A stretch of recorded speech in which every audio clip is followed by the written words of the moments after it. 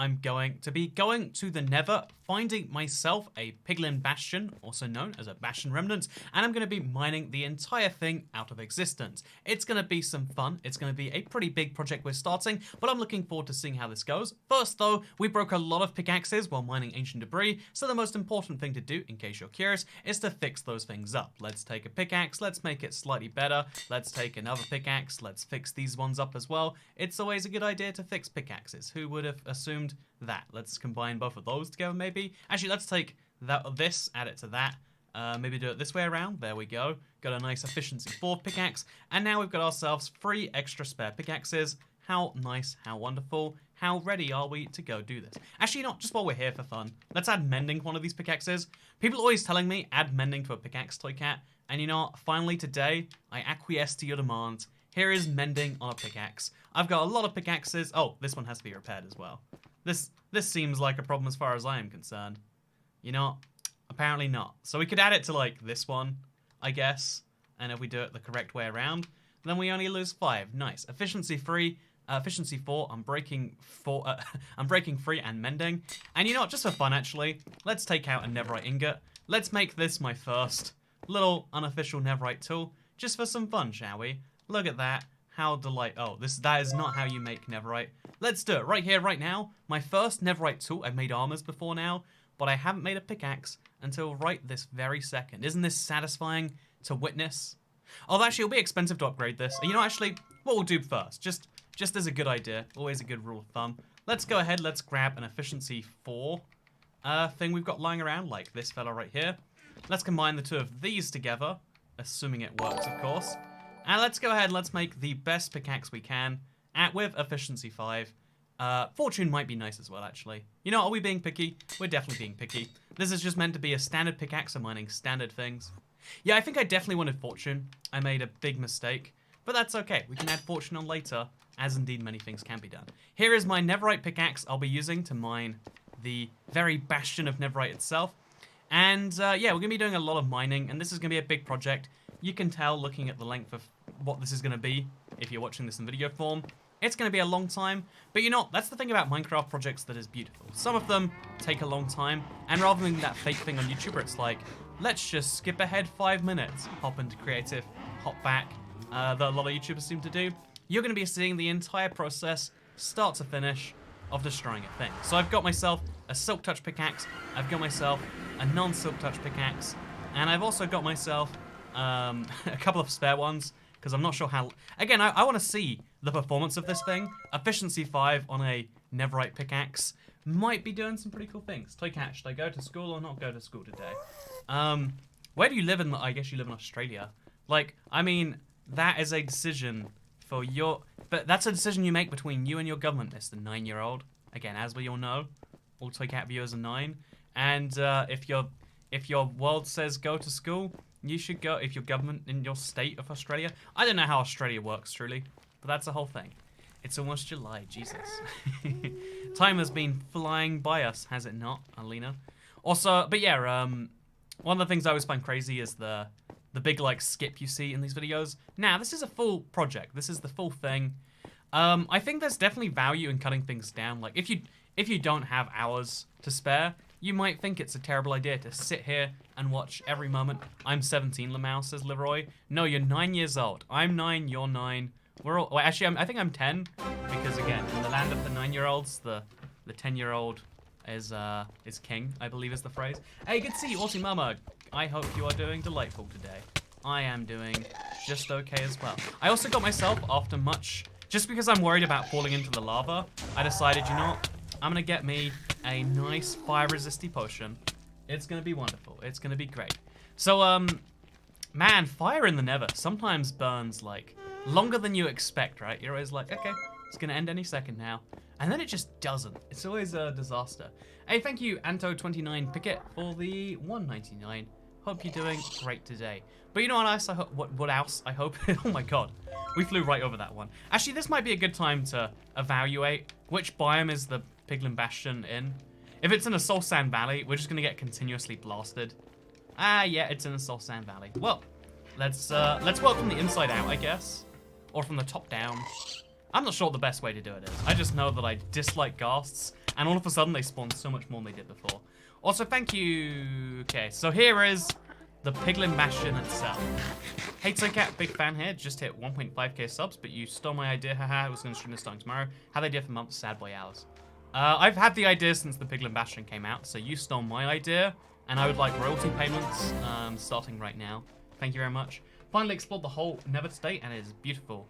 Oh, it totally is. Also, good to see you, Rosie Pharaoh, and I'm glad to hear you're Welsh. You know, I hope everyone's doing wonderfully today. So here's the plan, right? I don't know where my, like, setup base is going to be. I guess somewhere down there. Over there, maybe. Over here? There's a few places we can do this, actually. But the intention is to, like, make a little base to store all the things in. I guess for safety reasons. Down at the bottom makes the most sense. Or over there. I mean, like, it's basically connected, which is convenient, I would say. Also, do you see how the fire, like, isn't animated sometimes when you look at it? What a weird little Minecraft there. Anyway, let's fly over there. Yeah, I think this is the best place for it to be. Let's work at it from over here. We'll place a bunch of, like, shulker boxes down, because Lord knows we have too many of those. And we'll kind of fix it from there. Thank you very much, Shocks, 332. I hope you're doing wonderfully today, and thank you for asking. You know, if you don't ask, you don't get, but sometimes you can also ask and not get. And that's the delightful thing about the way the world works. So right here, I guess like right around this corner here makes the most sense. So we're going to place down a bunch of shulker boxes so we can take them with us. It just kind of makes sense to place them immediately in a shulker box.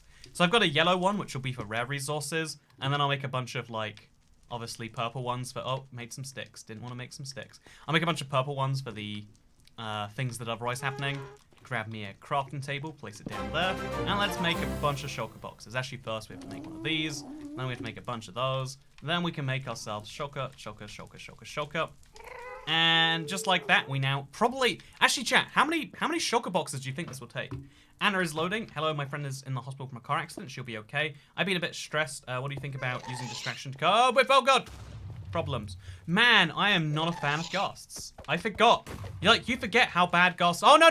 Wait, no. Where'd it go? Where did the ghast just destroy a yellow shulker box? How is that physically possible? I'm so mad. I didn't realize they had that ability. What? It just deleted the shulker box from existence. Why? Why? Why? I don't understand. Okay, you know, this is a nightmare. I'm going to take my shulker boxes elsewhere, apparently. Today we learned how shulker boxes work with regards to ghasts. It's an interaction we haven't had to deal with forever, and I'm very regretful we had to learn that way. But I guess we'll have this be underground somewhere. You know, I thought over here was a cool place, but instead I guess we'll do it, like, under here. Oh, even here there's, like, skeletons. You know, skeletons are, like, a small problem compared to losing your shulker boxes. So... place a shulker box, place a shulker box, place a shulker box. I'm so brokenhearted that like how is that? Why is that possible? That's my biggest concern here. You know, like why are they allowed to destroy them and why don't they drop themselves when killed by a ghast? Like maybe it's like it got exploded in. You know, it's fine. It's wonderful. So yeah, here we go. This is. I wanna like intro like a video in the middle of this. Actually, wait, yo, we'll do the thing in the stream where like the post version doesn't have all of this. It'll be nice. It's not supposed to be possible, dude. Yeah, right. That's my feeling on the matter.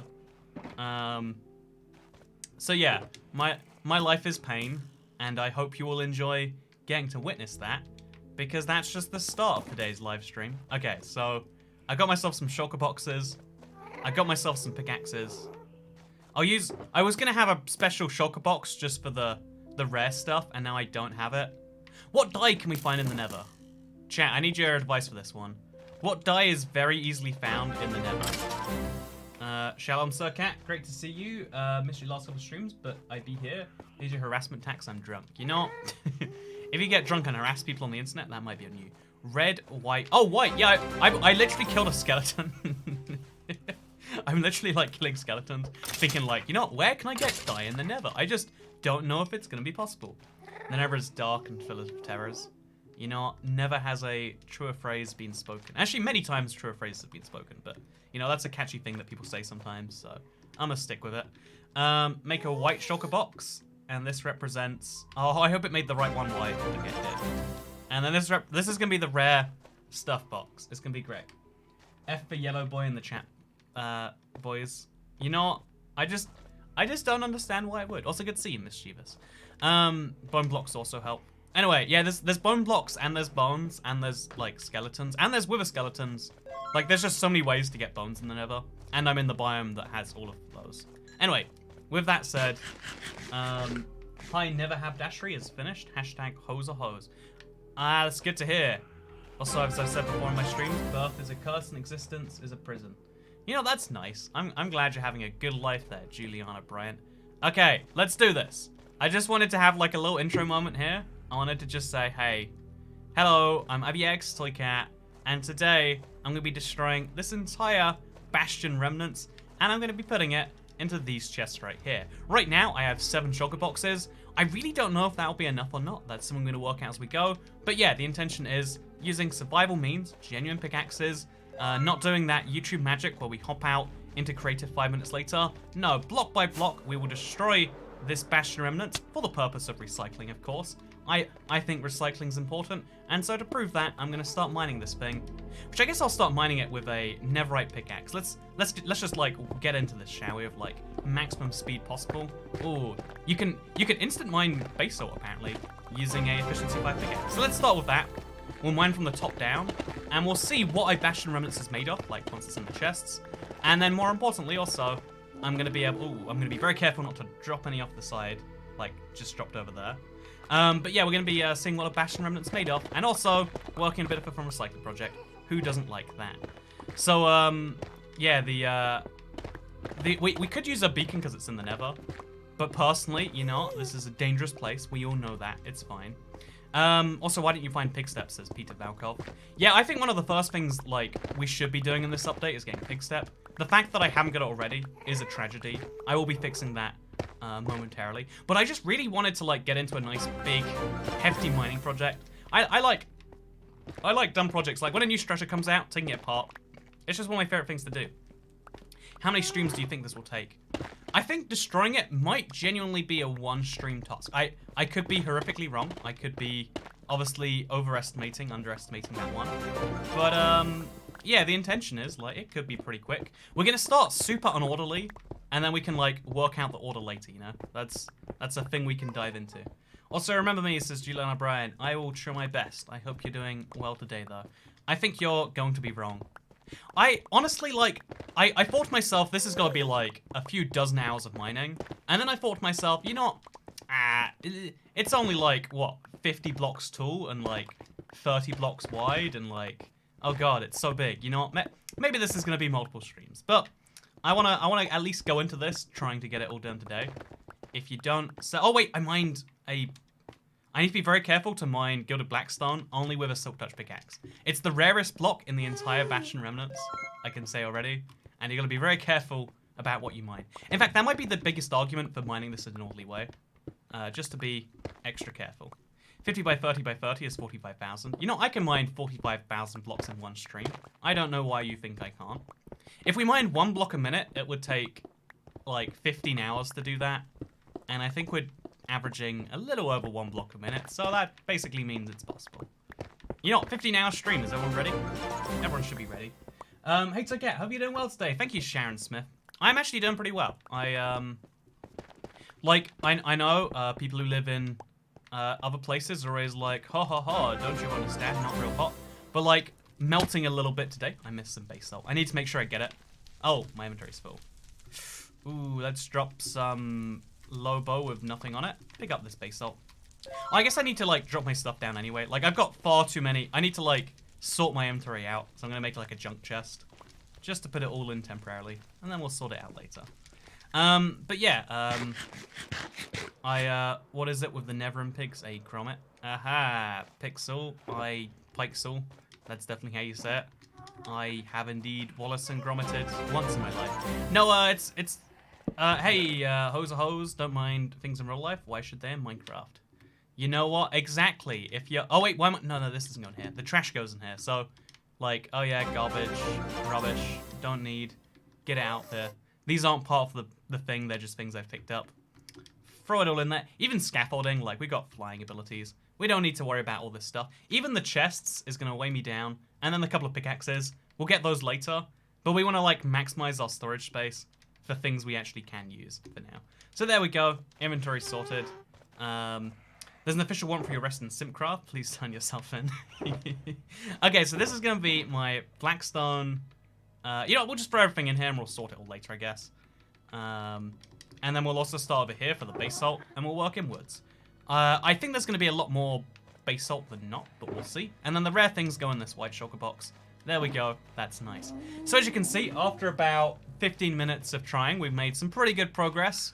I think this thing will be destroyed any minute now. You might say that it looks exactly the same as it did a few seconds ago, Toycat. And I would say, oh my god, you are definitely right. But just go, oh god, oh god, oh god, oh god, oh god, oh god, oh god, oh god, oh god. Okay, it's fine. We'll just start mining from the inside. And everything will be okay. As you can see, I'm very good at what we're doing here. Should we, do you think we have to count the lava as part of this? I think we do. I think we have to grab some buckets. We have to fill those up. Where's my nearest ender chest? Oh, it's going to be a hard thing to find one of those. Have a great stream. Oh my god. Thank you so much, Tamio1977. You know, I was having a terrible stream. I was like, oh, these guys, can't believe I have to talk to you for a whole 3 hours. Ugh, get out of my way.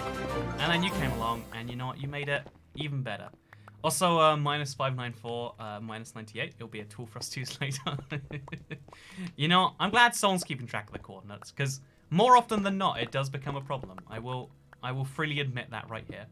Also, I think I want to leave the corners of this thing up, because I want to do something dumb with it later. So we're going to mine from the inside, and then leave the outside there, just because then we also don't have to worry about blocks going over the edge until later. So let's, like, mine inwards to about here. There we go. Nice and easy. And then as soon as, like, the ceiling starts breaking in, that's kind of a good thing. You're the best streamer. Good luck. Thank you, Jane Diner. Also, crispy cookies. How did you find bastions and what's inside them? You find bastions just by looking around your nether. Right now, there's no official way. I would love it if there were, like... I think every Minecraft structure should have tells as to where it's going to be. Right now, you just look anywhere that's not a basalt deltas and hope for the best. And what's inside them varies from 1 to 1. It's not a huge... Like, there's loot in there you might find valuable if you're new to Minecraft. If you're experienced, you can just, you know, take it as some free stuff. What do you think about the double hard piglins? Yeah, it's such a... My honest take on the new piglin... dude, piglin brute, is like, if they added that in the initial update, it'd be more useful. Adding it later seems kind of weird, because all your existing bastions won't spawn with piglin brutes in, or like they will add them in later or whatever. And therefore, like, you get like an easier play at the update if you play now versus if you play later. And it seems as though it should be the other way around. Like, it's okay to make structures. Oh, please don't tell me I broke a gilded blackstone. Okay, I didn't. It seems like the other way around makes more sense, but that's just my casual observation looking in. Is a loser. The Ghast being able to blow up and delete your shulker box is a bug. It happened to me yesterday. We had to roll back the server so we could get it back because it had valuables. So what I'm hearing right here is a loser. Is that not only is you a loser, but you is a filthy cheater. But no, yeah, that's such a dumb bug. Like, I'm not gonna roll back the world for that because it was empty. Like, and you know, I feel like again, I tried to only for the most egregious of things use back up. But it's like, what? There are some serious, you know, like, bugs, like, you know, when you throw netherite and it doesn't... Right now, do you want to throw netherite in the lava, chat? We shouldn't throw netherite in the lava. Had all her armor. You know what? It sounds like the real armor was the ability to cheat, you know? That's all I'm saying. Anyway, no, replace the Bastion with nether brick. Oh, that's a really cool idea, actually, Catgale. I love the idea of, like, making on the outside a... like a nether brick version of that.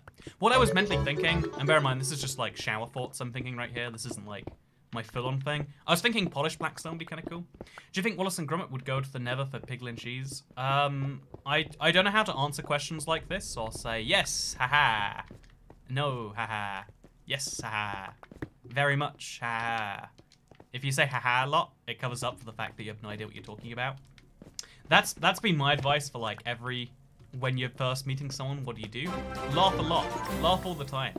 You know, sometimes it's obnoxious, but if they want to believe you're laughing with them, they'll believe it. If they want to believe you're laughing at them, then they'll get all the defensive and they'll get off from you. My ex-host believed the real armor was his ability to cheat. Love a good bitter X comment, Juliana Bryant. I think that, you know, I think I've said this before, but it's worth mentioning right now that cheating in Minecraft is kind of like cheating in real life. The reason we're doing this absurd project by hand, because admittedly, you could just type /fill, remove the entire Piglin Bastion if you really wanted. Oh, we have to pick something up. Admittedly, you could totally just do that. There's no one who's going to stop you on a technical level. But even though that is true, I think the reason that cheating is, you know, the reason that you don't do either is because there's like a set of rules that you follow in society. And breaking those rules seems advantageous in the moment. But the long-term downsides will always outweigh it. And even though it hurts to be cheated, the reality is most of the time the person who cheated you has like a weight on them as well. Which is how, like, it's how it should work. If you could cheat with no repercussion, everyone will do it all the time. We all think that the reason we don't cheat is because, like, oh yeah, because I'm like a good person. It's like, well, you're a good person. And what that means is, sadly, you get, you know, a lot of guilt from cheating people, which is good. We should all have guilt when we cheat people, or cheat on people, indeed, in the case of people's ex or current boyfriends. I mean, hopefully ex at that point.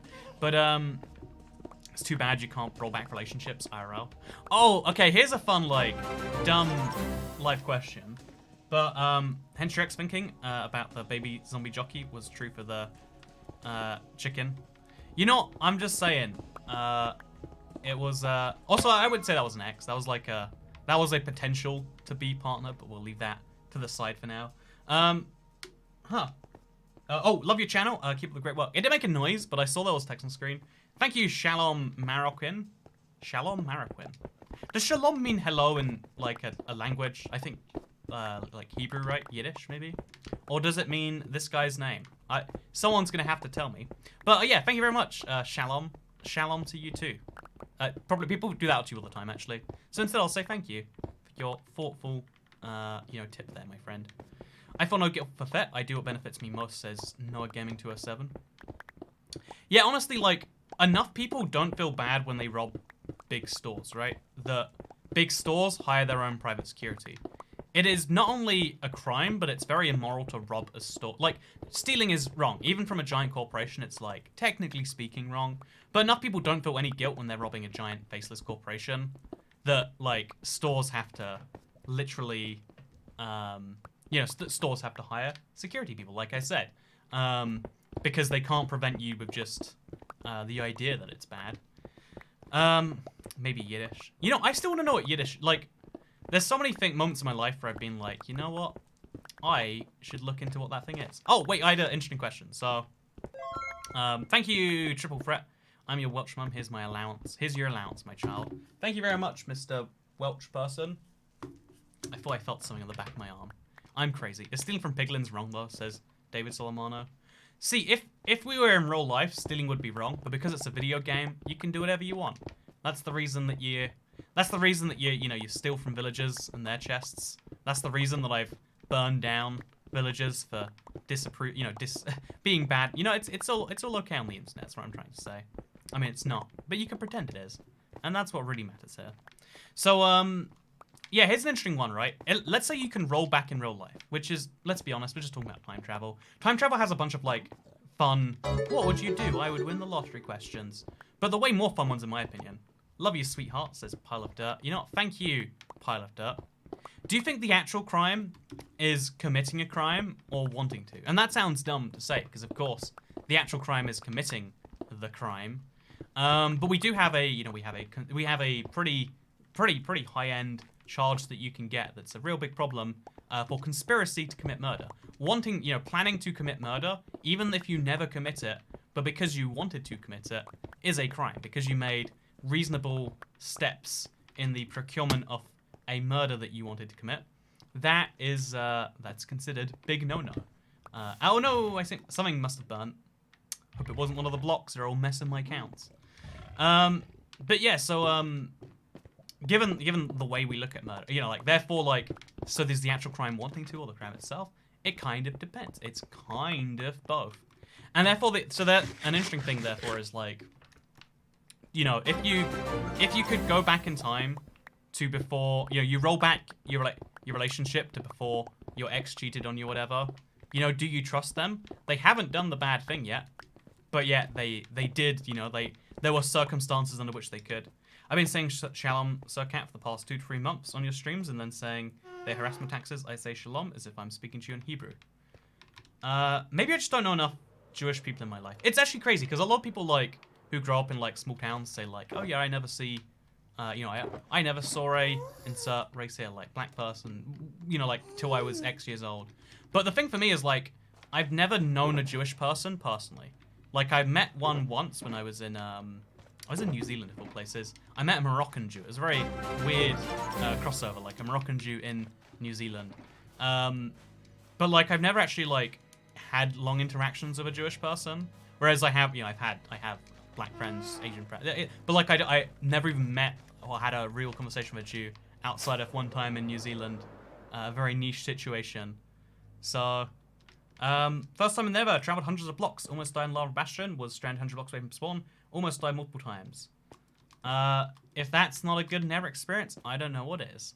But anyway, so the philosophical question there is, right, is like, is if the damage is, so like, if we take it a step further, because most people would say no, even if they cheat on me and then we go back in time before they did it, I can't trust them because they would have cheated on me, right? I can't trust them because they were able to do a bad thing to me. That's a breach of my trust, a breach of my whatever words you want to say. But then here's the deal. There is a, you know, if you believe in the multiverse theory, and if you don't know multiverse, every time you make a decision, the universe is like cut into 2. A universe where one thing happens. Well, no, I hate this so much. A universe where one thing happens, a universe where it doesn't happen. You know, like every time you make a choice, it splits the world in 2. It's a very simplified way of saying that everything that could happen is happening somewhere. Which is a simplified way of just saying, hey, you can look at the world and say that everything that could happen is just as valid as the things that have happened, which I think is I hate this so much, by the way. You know, play on peaceful. I never do play on peaceful in this world, because, I mean, ignoring the fact that I think that's cheating, it's also like, also we don't need fly away, I barely got there. That's just mine on the other side, actually. Easy stuff. Easy done. But therefore, like, if you take that, there is a version of you, like, somewhere under some set of circumstances, that is willing to cheat, that is willing to murder, that is willing to steal, that is willing to do whatever crime you think, you know, that you would never do. If you are relationships are based on trust and cheating breaks it, really only happens because the relationship was flawed in the first place.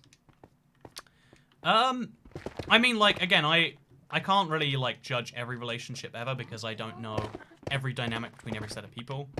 Like, I used to think, like, there's 2 schools in relationships, right? There's the one where you assume that there is a type of... It's like a business contract, you know? Like, oh yeah, you can enter into a contract with another person, and that contract is fixed amongst the society.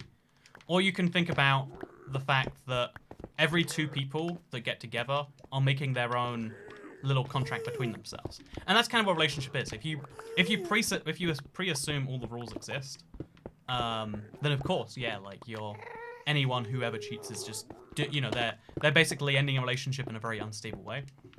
But also, there are people who choose to be like, oh yeah, well, you know, this type of cheating is not real cheating. And you would say, oh, well, that's not actually cheating, right? That's because if you agree it's okay beforehand, then it's not a breach of trust. It's not a violation or whatever. But therefore, there are some people who are more disposed to be like, you know, it's bad, but it's not like the worst thing in the world. And there are people who are predisposed to be like, if you cheat on me, I will murder your dog. You break the rules, I break the rules about not murdering dogs. You know, you get every end of that spectrum, and they're like equally valid, like, because again, you're signing it, you're like making a person-to-person agreement about how this should be. Again, if you want to see it and legalize, you're making a contract, you know, every time you agree, hey, we are hanging out right now, and I would like for this to be a thing that we don't have to agree into every time we want to meet up. So instead, we'd be like, hey, every time we agree not to do this of people, and if you do it of people, that's bad, and this, that. Anyway, so the point is that I think to say that, like, oh yeah, if anyone ever cheats ever, it's flawed. I think, like, most people probably should. I think 99% of cheating is like, yeah, you're bad at self-control, or you're a bad human being, and probably both, if we're being honest, right? But I also think that, like, you know what? There's a huge range in there of, like, even if you just say, oh yeah, but we'll only count bad cheating, as to what that can really mean. And again, that kind of applies to Minecraft too, right? Like, even though it's not really, it's like fixing, like, you know, when in Isalu's regular here on the stream, if you don't know. But for now, we'll just call her Loser. Actually, wait, for now, we'll just call her Cheater. Is a cheater. So, you know, like, when she cheated on her Minecraft realm, which you can, you know, like, you can roll back a world. It's not really even cheating, you might argue. But when that, like, social contract was breached, that, like, I will use this to my advantage, it was really to fix an injustice in the world. In the same way, if your partner cheats on you and you decide, hey, this can be even, as you know, but I need to cheat on you first, it's not really cheating when they do it. It is, but it's like, it's balanced, it's agreed on. The biggest thing that makes cheating bad is the loss of trust, most people would say. Also, as a dog is a third party, killing it is an irredeemable action and cannot be connected with the cheating. No, I personally think that, but there are some people who are like, oh yeah, any rules about civility go out the window. I will accuse you of bad action here if you cheat on me. I will accuse you of the things that society will, you know, like try and, you know, literally, you know, like get you killed for. But you know, don't cheat, you know, like, it's bad consequences for a bad thing. In the same way that as a society we agree, oh yeah, if you murder people in some jurisdictions, you lose your right to be alive, you know? Human life rights? Nah, they only exist if you don't commit murder. Anyway, so, if we look at the, again, I don't like those people, by the way. I find those people to be genuinely terrifying. I don't think you should ever, it's a type of human that exists. It's a type of human I would like not to exist. But if people are okay with that, like, and you know, you gotta be okay with people's things. So anyway, if you look at the Minecraft cheating example, it's like, oh yeah, all Minecraft cheating is not equal. If you're the sort of person who, you know, says that you destroyed an entire Piglin Bastion, but really you just like hopped into creative, destroyed it that way, and you're trying to like seek praise and attention and like stuff like that, pretty bad Minecraft cheating. You're devaluing everyone who does play Survive Minecraft in exchange for your little ego trip or whatever. I've seen a lot of people, you know, post like clearly creative things and be like, oh, this was totally survival. Just don't ask for proof. Wacky stuff. Whereas if Minecraft cheats on you first, cheating on it back is generally, you know, like, again, varies person to person. But some people are like, oh yeah, kind of okay. Thank you, John Mitchell. And that's what I was trying to say with like, oh yeah, you can't make a generalization about all cheating. You can generalize and say it's all bad, but to say it's all the same amount of bad, or that implies the same thing about everyone, I think would be a overstatement. Can you say overstatement? I've never tried. You know, I said it. It's a word now. I made it a word, and that's a thing. Thank you, John Mitchell, by the way. I love hearing Pigstep, and you making Pigstep happen means that I like you. Is the cheating bad or just the lies? See, there's a whole nother, like, philosophical. We won't dive into that now, but, you know, like, that's really what, that's what, like, most human activity comes down to. Like, there's someone who can forgive pretty much any activity, but the one thing that everyone agrees is mostly bad usually comes down to lies, right? Like, people don't like being lied to, which is why I find it so surprising that most people are just, like, you know, little white lies or whatever else. Most people have, like, a big acceptance in their life for, like, there needs to be some amount of lying somewhere. And I'll agree that, like, you know, again, I've told this story before. I tried to not lie for, like, I just one day was like, you know what? Lying takes effort. You have to, like, remember the lies, whatever. I'm just going to be honest all the time and see what happens. And I realized a few situations where you just have to lie very quickly. Like when someone asks, hey, do you have any money? When you say, oh yeah, I have money, but I would not like to give it to you. Not a very good thing to do.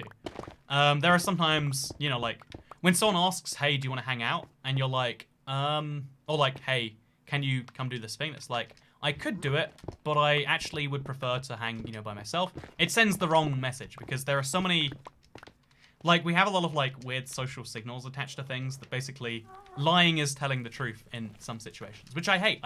I would prefer that we fix that ASAP, but I am not in charge of humanity just yet. I mean, I'm getting there, working on it. That's a joke, of course, want to clarify. Yeah, so basically, lying. There are some times where lying is like important because again, there are some. We think that words mean what words mean, but words can mean lots of things that they don't mean. Hey, thank you, Laura Lantos, for the pig step. I love me some pig step, and I hope you do too, because you just got to listen to some, and rather I got to as well. Social niceties are a pain. But like, I found this video. I really loved it. By the way, I just want to like clarify right now. This was a very funny. Oh, soul speed again. How are the wife and kids? Also put the fan on. You deserve it, says Emma Swift. My plan is I go for as long as I humanly can without turning it on, and then I turn it on when like I'm at like the edge of my existence.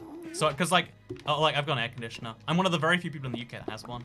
But I'm like, you know, I have to keep the audio quality as good as it can be. And if that means burning, I'll burn till the last minute I humanly, you know, I'm not broken for it. But yeah, so here's an example. I saw it like I found this like prank channel on YouTube. Most of them are like, hey, we committed genocide, but then we said it's a prank afterwards. Ha ha ha ha, lol. Or like cheating on my girlfriend, telling her that it's just a prank, bro. And it's like, that's not how pranks work at all. But oh no, please, Ghast. Okay, it's fine, it's fine. But like I found a prank channel, and one of like the funniest thing on there to me was they did a thing where they asked people, hey, do you know where like insert store is? Like, do you know how to get to Johnny's tires? And then the people will say no. And then he goes, oh, here's the directions. You take a left on Fremont Street, you go forwards past the roundabout, you go around the thing and that. And like, it's absolutely hilarious to me. Like, it's super stupid, of course. Like, it's literally, a guy giving people directions when they say they don't know a thing. But it is technically a valid, response. Like, oh yeah, he's asking people if they know the direction to a place. They say no, right? And then, after they say no, he gives them the directions. It's valid, but it's messed up because, like, when someone asks you, do you know where a thing is? It's just, it's just assumed that they are asking because they would like to know. They're asking for information that you have that they do not. And that's why it's so weird.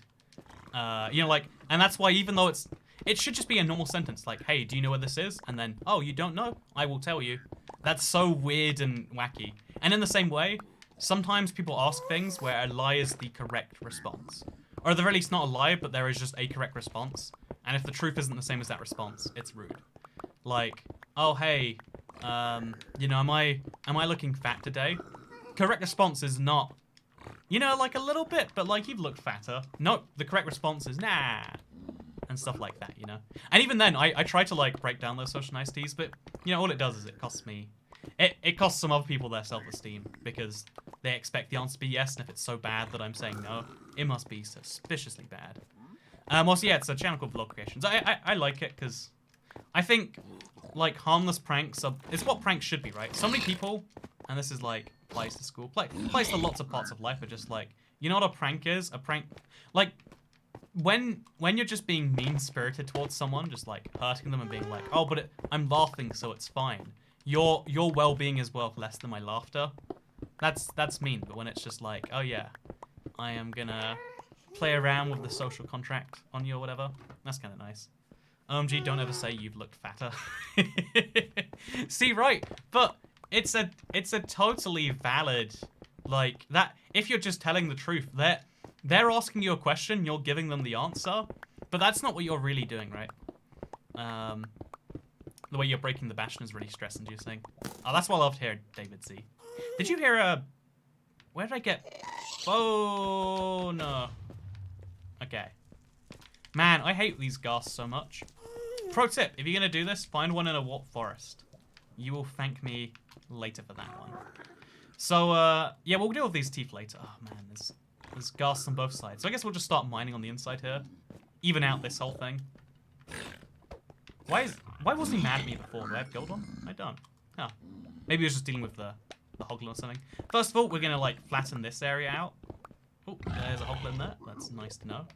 We're going to flatten this area out just because, like, it'll be nicer, easier to use the bridge if it's flat. That's my high-quality theory right here, at least.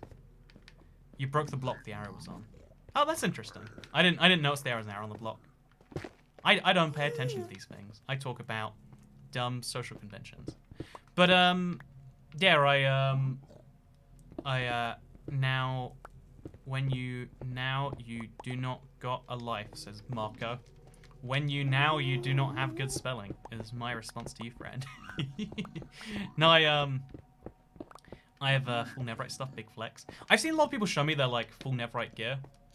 And it is a very interesting thing because like if you're an existing Minecraft player, it's taken people it took a lot of people less than a day to have the best equipment Minecraft has, even when they made it so much harder to get. And I wonder like if they made stuff that was like genuinely hard for existing players, would that be a thing that just makes it impossible for new players, or like should they do it anyway, or what's the deal there?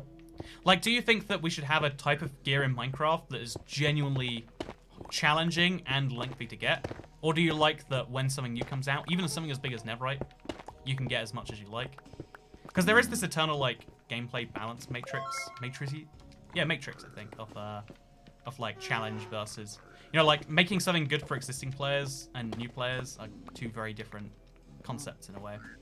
Thank you, I hand out Liz, and also, thank you, Emma Swift. I missed your thing before, but actually I didn't miss it all. But you know what? I'm saying it again because I appreciate that. So, like challenging.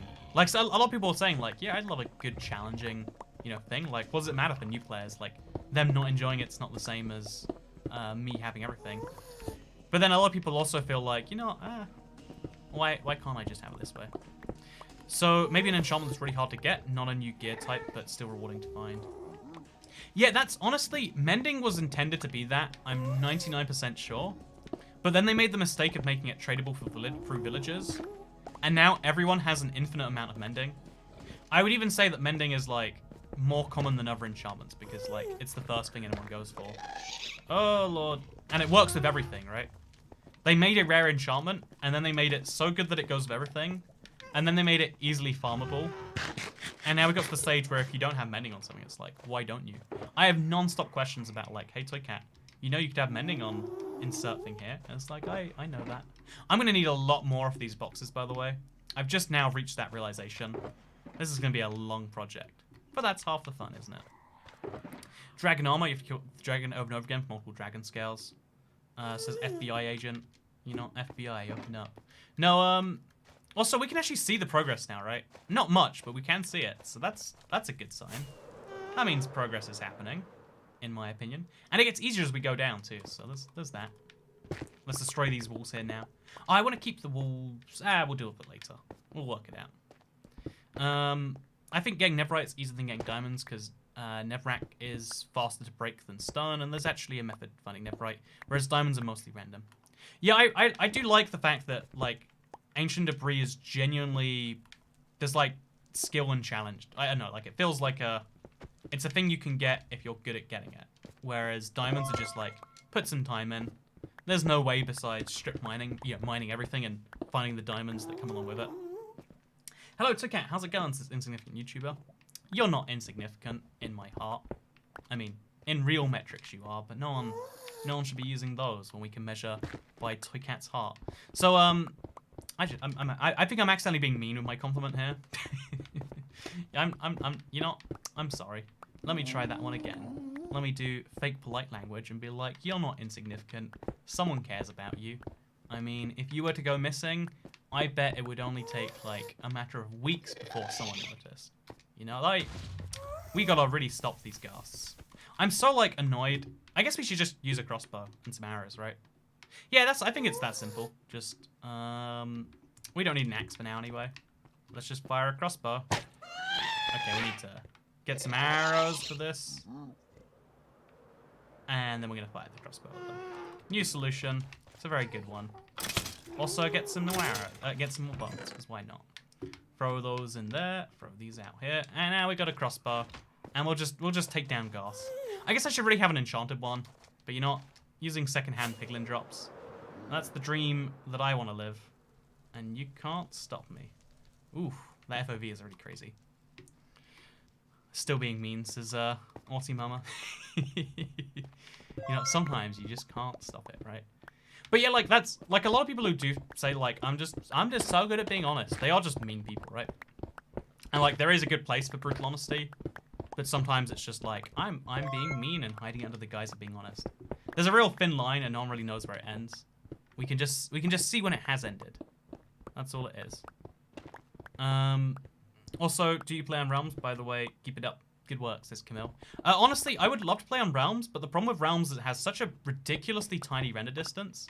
Like, I don't know, Minecraft wants like, you know, £6 a month from me or something, and then they cheap out so hard on the servers. Like, it's obviously to make, you know, clearly they have enough infrastructure that like making a profit's hard because people like abuse the heck out of it and they give you an infinite amount of all the stuff you might want otherwise.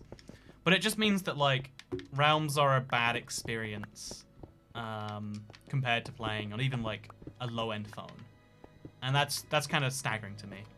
Like if a Switch gives you a better experience than playing Realms, that's a bad sign, you know. So ooh, here we go. Nice. Should we start mining in the base a little bit just for fun?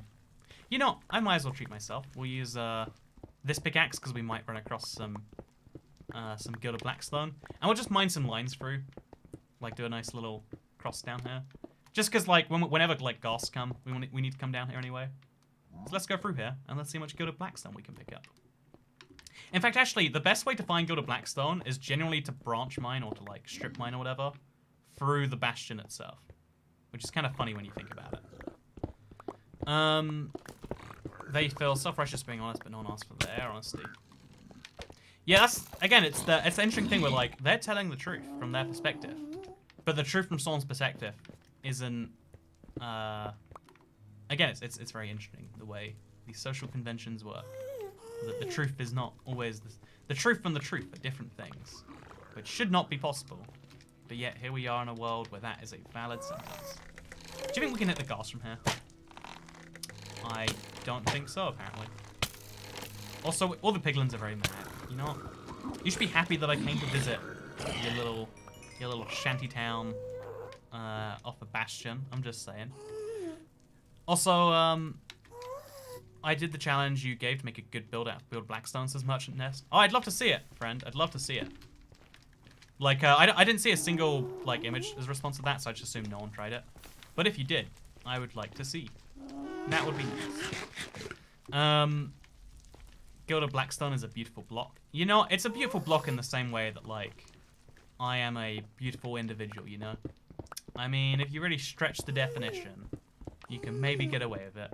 But otherwise, it's an ugly husk that somehow continues to keep on existing. Also, Andrew, haven't attended Hey, Toget, haven't attended stream in a while. Happy to be here. Hey, thank you. Good to see you. I lost your name immediately after you said it. TA Music. You know, you like music? Who doesn't? Me is actually the answer. This is the worst thing, like, whenever people ask, like, so what music are you into? Because, like, for so many people, like, their one relatable thing is, like, oh, yeah, I like all the music, so I can like you, and I have to be like, oh, yeah, I don't really like music, and they're like, yeah, that's a fun joke, but what music do you like? And it's like, oh, yeah, sometimes, like, I listen to video game stuff, but I'm more of a podcast guy. And they're like, no, this isn't acceptable. You're not allowed to not like music. It's, it's like a... I hate it because, like, some people on the stream, people are like, oh yeah. Yearly toy cat tax. I've played Minecraft for 8 years and have never killed an ender dragon on any solo or multiplayer server. I find that to be shocking, actually. Like, is there a reason, or is it just like, it's not a part of the game I enjoy? Like, I'm generally, like, staggered that there are people like you that exist. But first of all, thank you for paying the toy cat tax on a quarter-yearly basis. You know, that is someone who knows how to file their taxes. Second of all, I want to say, I assume actually, I don't know for sure that it does mean that that's what you are. But second of all, I want to say that it's like, I know so many people just get around to it for the first time really late on. But it's also like, oh, but aren't you curious? Like, don't you want to do it? I just, you know, these are all questions I have, but I guess I'll never truly have answered in the way I want it to. Haven't beaten the dragon in 7 years because I always die. I've got a video on how to beat the dragon using just, like, wooden tools. And if I can beat it with wooden tools, using that same technique, you can beat it with diamond and elytra, or whatever else. Because Yeah, I've heard a few people actually like say like, oh yeah, I beat the dragon because of this video. And that's always like the coolest thing for me. They're like, yeah, you finally took on the hardest part of Minecraft, and the rewards, you know, they're nice. Like having a third dimension in Minecraft to build around with. Actually, you know what? I know we're going like way on a tangent here, but I think that proves the interesting thing about, even if we always ask for like, oh yeah, it'd be nice to have more high-end armor or stuff. The fact that like a decent percentage of Minecraft's players have never defeated the Ender Dragon proves that high-end content is not what's most in demand. Like, a lot of Minecraft players just want a brand new mob that they can spawn in and put in a prison and be like, I have a llama prison. Lord knows I've seen enough 7-year-olds in the world that just want to do that. And, oh, we are surrounded by lava. I should be very careful about the lava. So I've got a single bucket. I need a lot more than a single bucket. I guess we have to go back to get more shulker boxes anyway. We've concluded that this is a big project I have taken on. We're like almost an hour in, and we've barely shrunk it down. But you know, that's fine. We'll keep on. We'll make up the progress. We'll get a beacon out here. It'll be great. Don't use a beacon, reverse psychology. You know what? I was just thinking about using a beacon, and now you said reverse psychology. I know that means you really do want a beacon. And now I don't want to do it. Also, campaign for IVX Toycat to play Minecraft Manhunt with Dream. I think that's, like, because I play on the Bedrock version, I think I'd really suck. Like, I actually do suck whenever I do Java PvP. I recently turned down, like, this mega event because, like, you know, even on Bedrock, I don't think I've got, like, amazing PvP skills. Like, I like doing weird niche stuff. But because of the combat update, I'm, like, so beyond, like, I generally just don't know how, stuff there works properly anymore. And that is a tragedy, but it's the tragedy that is me. Okay. So there's a lava bit over here for some reason in the ceiling. Okay, that's fine. That's whatever that is, I guess. I keep seeing blocks go like flying to the side, and I pick them up, but I'm always like, oh, what if I didn't? What if that didn't happen? What do you mean? Why would you want to use a beacon? There's a lot of people who are like, oh yeah, you get a 20% speed increase. Well, I'm always like, but, you know, getting it here, sending it up, moving it later. I guess I'm doing like hours worth of stuff. I think I generally just have a beacon shortage though. I don't think I have a spare beacon. Chat, do you know if I have a spare beacon? I don't think I do. So I have to like dismantle an existing beacon. And that seems like a lot of effort because I'll lose the effect that's powered in there. Hey, thank you, Giovanno, and also Troy. The first and only time I killed the dragon, my XP fell in the end portal and into lava on the other side. Why is your world spawn at lava is my key and important question for you. That like generally hurts me, that story does. Like physically, I am in pain. You have broken my being a little bit there. And that's no good, friend. That's no good. Shouldn't be hurt in Toycat's very existence. So yeah, the Netherrack isn't part of the structure, by the way. The Netherrack is just the world generation. So when we pick up Netherrack, we're going to put it in like a separate chest. Just in case you're curious as to how we're going to count that. Also, my Elytra is... oh, I hate Ghast so much. Hide here. Okay, no more explosions. No. Okay, we're fine. Pull back crossbow. Find the Ghast. Oh. You know what? Honestly, killing Ghast is just a happier way to live life, right? Hey, there we go. Now the Ghast is gone. We can live our life happily again. It's so weird because for the longest time, Ghast didn't spawn in my Nether because any like long-term Nether would just break in that way. And it was kind of nice. It was like Ghast didn't really exist, and now they're back. It's like, I missed when Minecraft was broken. It's a phrase you never think you're gonna say until you realize that it's broken in a way that you actually enjoy. Maybe they fell into the portal in the stronghold. Oh, I guess that could be it. No, even then, it's like, yeah, your world spawn has to be a pit of lava, right? Or near a pit of lava. Or your bed has to be next to one. Did you see our Nether? Rana, I spent a long time on it. I was told there was nothing else worth seeing, I'm pretty sure. That was how I remember the encounter. And I bounced right out there. Notice me and I'll donate $50, me boy, says Yoda Hunter. Yo. No, wait, Yoda Hunter. Ida Hunter. I can work this out. I'll make this pun work, Mr. Yoda Hunter. Anyway, so, did you know you can one-shot an Ender Dragon with a Okay, don't understand that one. Kara the Shapeshifter. Probably a reference to something that isn't my area of expertise. So anyway, let's move on from that whole nonsense and let's talk about destroying a Piglin Bastion. Because a part of me wants to dwell forever on the whole like, hey, did you know, in some alternate universe, there's a version of you that is willing to commit whichever crime you think you would never want to. And in some alternate universe, there's a version of your partner or whatever who is willing to cheat on you and finds the opportunity where they do. Like, it's a real big mess. Also, thank you, Aiden Phillips. Hope you're doing well on this fine evening. But, there's a part of me that wants to dwell on it forever, right? And be like, huh, I wonder how that do be. Also, thank you, Mind Laughter. But the real... I think technically we've been in a video together, by the way. There you go. We technically already have collab. There you go. At Minecon, a lot of people show me that video whenever that happens. Like, I was just there. I showed up one day. It was a very weird feeling. Also, Orange Square TM looking good. I agree. Looking great, I would even say. Do you know if you shift-click around your inventory, it loses its color as it moves? It's the same with potions. Look at this. Oof. Is it the same with... Yeah. Oh, wait. Oh, that's something different. That's the color bug thing. Yeah, it's a very weird thing. Lots of weird things are happening with this current Minecraft update. Good thing they're fixing them, huh? Good thing they're fixing them. Okay, so let's go and put this blackstone away. Yeah, I'm realizing right now that, like, every inventory we have of blackstone is not, like, moving the structure down in a significant way. There's going to be a lot of this to come, is my high-quality prediction. I have to be so careful about, like, ghasts or something coming over here. I should really work that one out. Either way, though, our base salt's coming along nicely. Got some polished base salt, some regular base salt, a lantern as well. That's nice.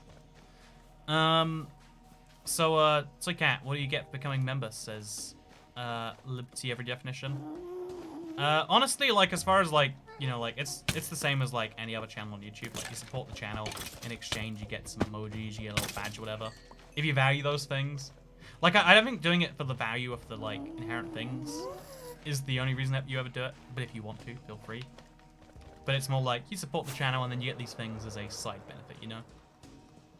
Whereas if you see it the other way around, you might get caught in a trap or something. I'm not too sure.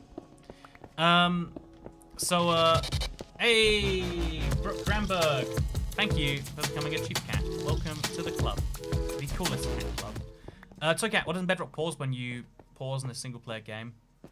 Yeah, it's a weird question. I don't know why. It's weird because on the PC version, if you minimize the game, it can pause in a really weird way. I'd love to know what the official answer is. I think it's because every single-player game is, like, technically an online game. Where do you become a member, says Mind Laughter. Link at the bottom of the description, friendo. But yeah, so, that's a nice lecture, where'd you get it? Fun joke. Wife simp. You know, you're right, Alcazar. What's the benefit of becoming a member? You can be a wife simp. You see that logo next to Alcazar's name? You know, the one that says, wait, it doesn't say anything anymore, damn it. You know, they used to say things. You see that gold cat next to Lina Khan's name? You see what that means? That means, like, master simp. Oh no, base salt, it burnt.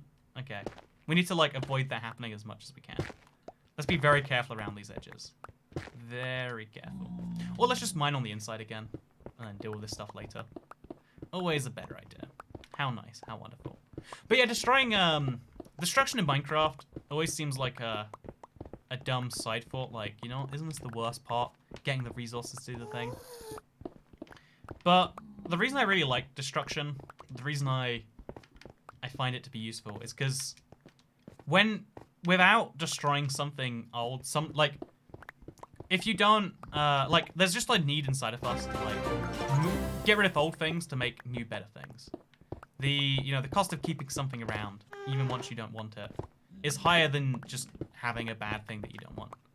Also, how's your day been? Do you recycle? Also, Toycat tax. And can I still buy your plushies?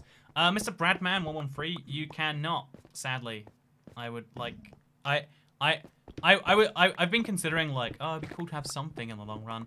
But no, it was a limited 3-week run. They'll never be sold again. If you didn't get one, then they're gone forever. And I like that way. I like that it's a limited time item.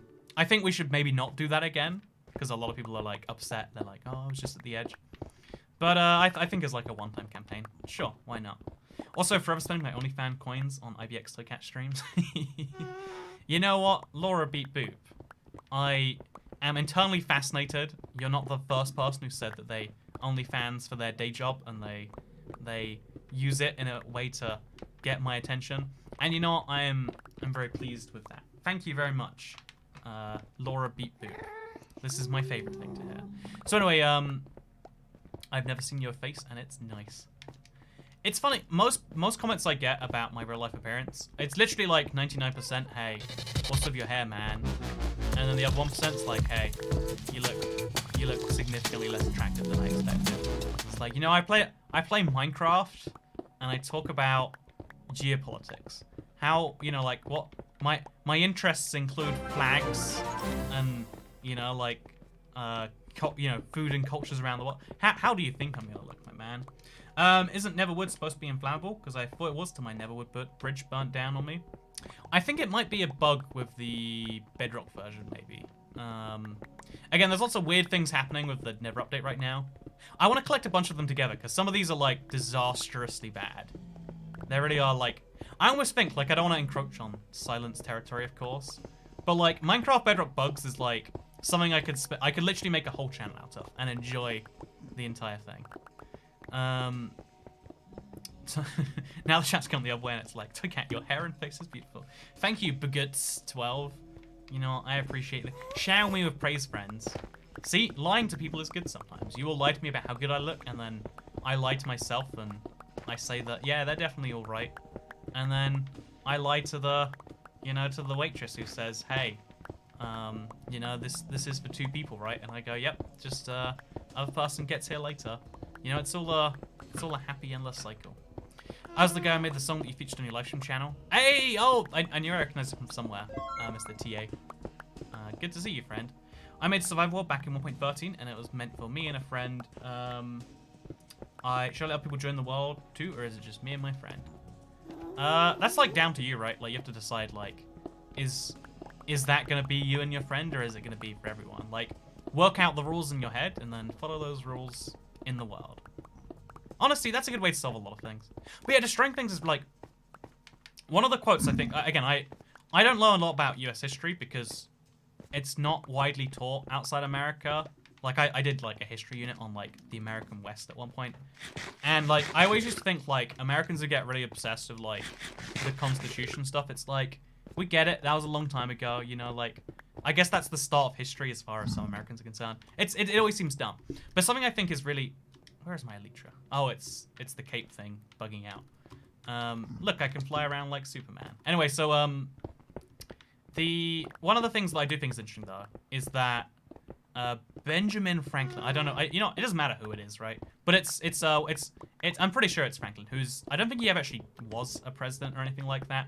But he's like a pretty high up government figure, where a lot of like our thoughts and feelings about how government should be is kind of based on.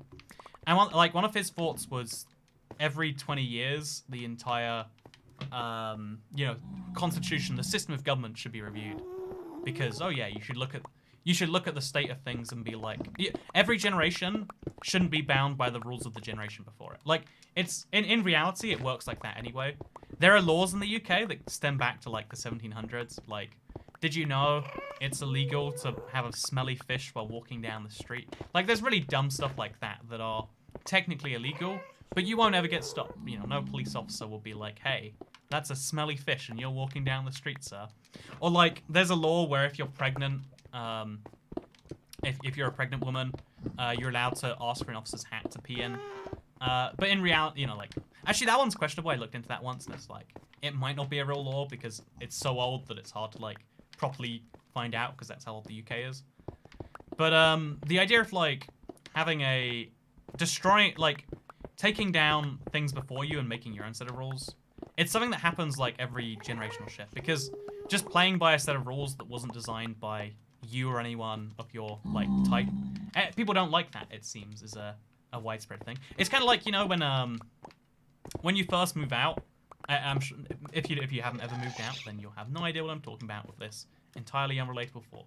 But when most people first move out, everyone goes through a phase, in my experience, of like, I don't need to do any chores. I don't need to clean the dishes, man. I don't need to wash clothes, or it's always gonna be dumb stuff. And most of that stuff you grow up and you're like, oh yeah, actually, turns out if you don't wash dishes, you don't have clean dishes on, or like like whatever like dumb things that you don't do. Like I broke the rule and I didn't wear clean underwear one day. It was crazy. There's actually like a lot of other examples of like things that you think are like super great ideas, and then you just realize that, oh yeah, there's a reason for this. But then there are some things that your parents do, that your grandparents, like that people do for traditional reasons, that you're like, oh, this is dumb. You can live life perfectly fine without it, right? Like, you can genuinely be fine. Never. What's that? Okay, we're good. You can end up pretty okay. Oh god. Oh lord. You can end up being pretty okay even if you heaven forsake, you decide that you're not going to buy butter to live by. Because there's a lot of things that you just assume to need to have. Bread, for instance. I've gone through this so many times, so I won't open that net right now. But like everyone's like, you need to have bread in your house. It's literally called a staple. It's like a thing everyone buys all the time. Without bread, you don't have a life, is how some people view it, weirdly in my opinion. But like, I don't need bread in my life. I'm happy specifically not buying bread. The most bought thing, something like 250 million slices of bread eaten a day or something in the UK. It's it's probably billions across the world. There are billions of slices of bread being eaten. How many of those are mine? None, friends, because I don't need no bread. But yeah, like that's like a micro version. But it's the same with like, I don't know, Minecraft builds, or it's the same with the rules for anything. Like, if someone imposes rules on you, eventually you go, how about we don't for a bit? And so I've been thinking about like, oh yeah, you should you should look at the things that you don't need in your life by taking it all away and then seeing what you need. Seeing the things that you miss the most when you don't have them is a good way of working out what you appreciate the most. Like, again, not having bread has not ruined my life. It means I don't have toast in the morning. Cereal's okay. Without cereal, there are many other alternatives. I can have a crumpet. I can just not eat breakfast even. And some people work really great not eating breakfast. Again, there's so many ridiculously dumb. Again, that's a big one, right? Like, you're told that breakfast is the most important meal of the day. You don't need to eat breakfast. There's no like scientific reason why breakfast is gonna, like. Anyway, point is, with all of this that I'm trying to say, is that if you remove everything, you work out what you appreciate a lot better, and then you can rebuild something much better. For instance, I used to travel a lot when traveling was a thing that existed. It boosts your metabolism. That's what the Kellogg's company wants you to believe, Cat Gale. Can't believe you're buying into their propaganda. But yeah, so there are lots of things that seem necessary, but really are not. Since I moved out, I got rid of my bed and sleep on the floor, and haven't had anything bad happen because of it, says Oliver Cashmore. See, right, a lot of people will be like, oh, no, you need a bed. And it's like, no, actually, don't know about that. When I got my house, I bought, like, the minimum number of furniture pieces. Like, everyone's always like, no, you need storage. It's like, why do I need storage? Storage means I will get things to fill the storage. That's awful. And yeah, so the same thing I used to kind of do. Ooh, okay. Toy Kitten has bread. You know what? I disagree with that. This is a factually incorrect statement. Mr. Banana Boy, I'm going to start reading. I'm going to look at the game rather than that. So, like, another thing, like, to give a better example, because, like, you can't destroy your whole life and build it back together again. Although you sort of can. Yeah, that's kind of intimidating. I used to travel a lot back when it existed. And the things that you need to pack to bring with you somewhere, like, it varies from person to person. Some people need to bring an absurd amount of stuff with them. They're like, oh yeah, how can I travel without my hairdryer?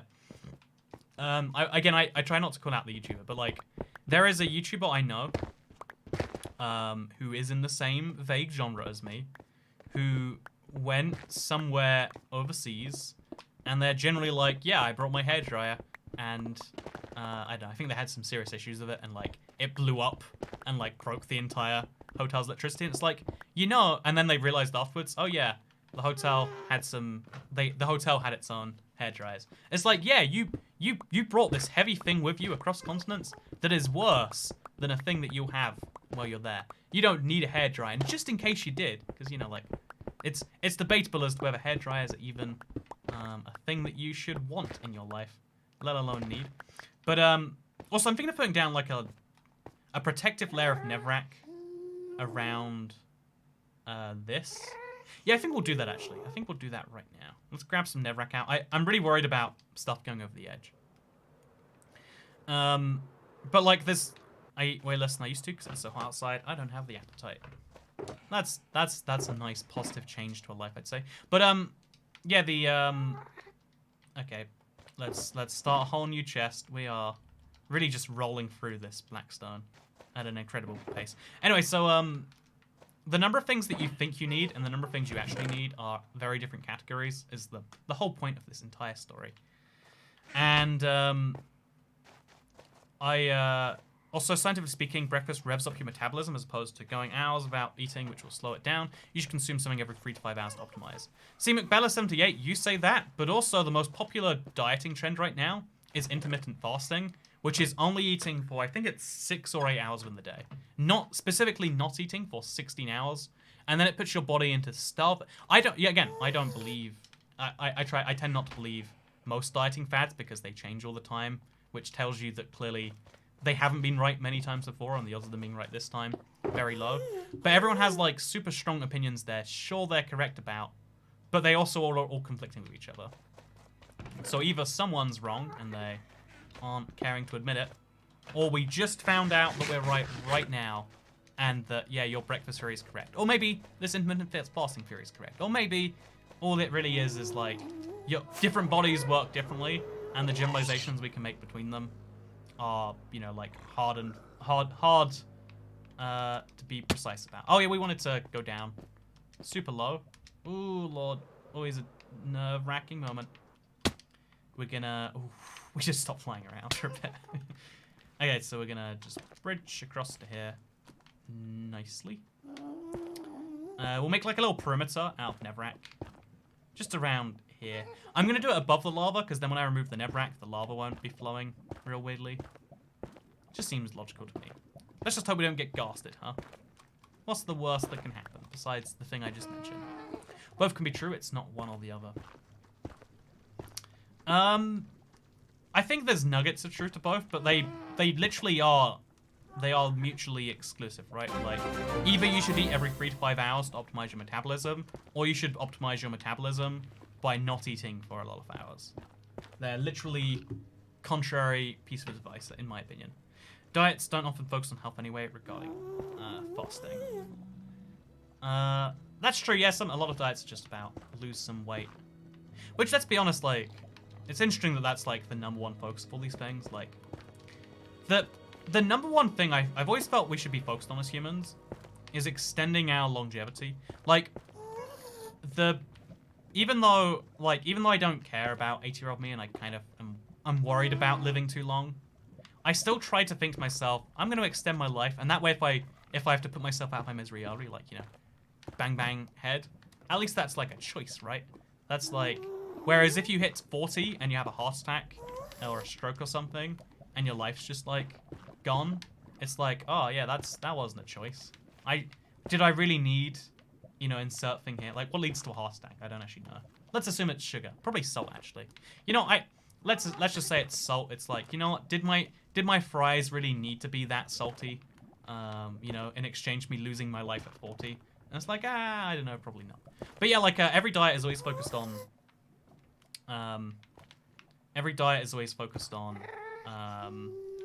losing weight, and I find that like to be like an interesting take on how we deal with problems. Again, like, a lot of people say, like, looking at, for instance, climate change, and be like, you know, we're being so short-termist about this. But the way I see it, should we go around the whole perimeter or not? We'll finish the rest of that later. It should be easy to do. The way I see it is like, we see the short-termism of human thinking in literally every single field. You know, the number of you know, like, again, diets that are focused on just like the thing that makes people worry about their health is not, oh yeah, I had a really bad feeling, you know, I had a big pain in my pancreas this morning. Is it pancreatic cancer, or is that, you know, just like the food I ate last night? I find most people, it's interesting that most people are like kind of worried on the, oh yeah, the thing that really made me think I need to get my health in order is I looked at myself in the mirror and I assumed that other people might not want to mate with me as a result. And it's like, huh, that's interesting. Living Bastion is increasing longevity by increasing current and perhaps future well-being. But it's also not the only sign to do with well-being. Like, I think back to, can I tell you about something dumb I did for a while? I lived basically a carnivore diet at one point in my life. Because the easiest way to, like, lose weight was to eat, like, because, actually, can I give, like, this is one weight loss fact that is just objective truth in the world. How you use it is important, and if you care about how to use it, sure. But this is one of the few things about weight loss you'll hear that is ever, like, actually correct. Every gram of, again, I'm sorry, I know not everyone knows grams, but you know, convert what a gram is for you. Every single gram of, food that you eat that is carbohydrate is going to be 9 calories of stuff once it converts in your stomach. Because that's how your stomach converts carbohydrates. Every single time. I don't know why it's so precise, like, it seems like it should be... Oh, no! No! Ah! Why? You broke a Minecraft! I needed... There was a full box on a Blackstone! Why? Why? Ah! How long?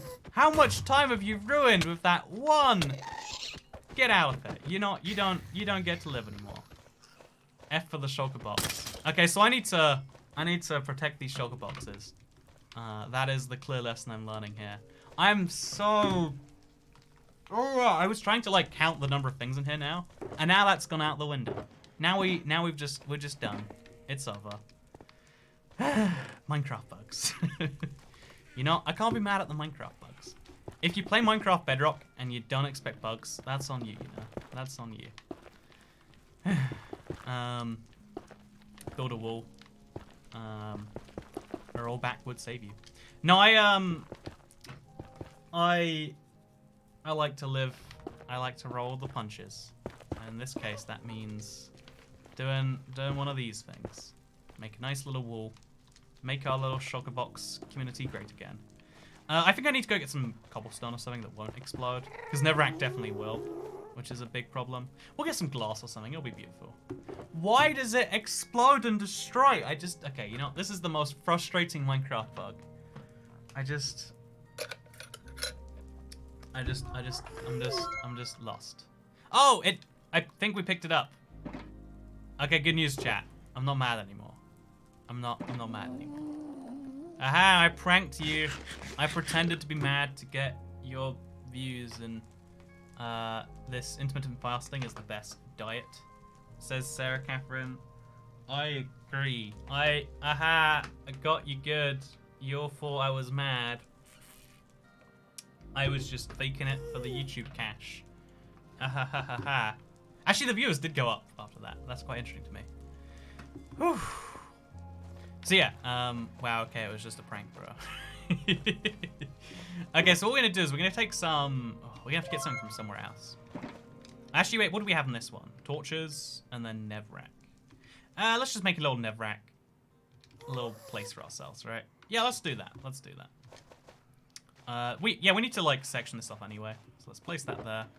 Grab some netherrack, make a nice little place over here.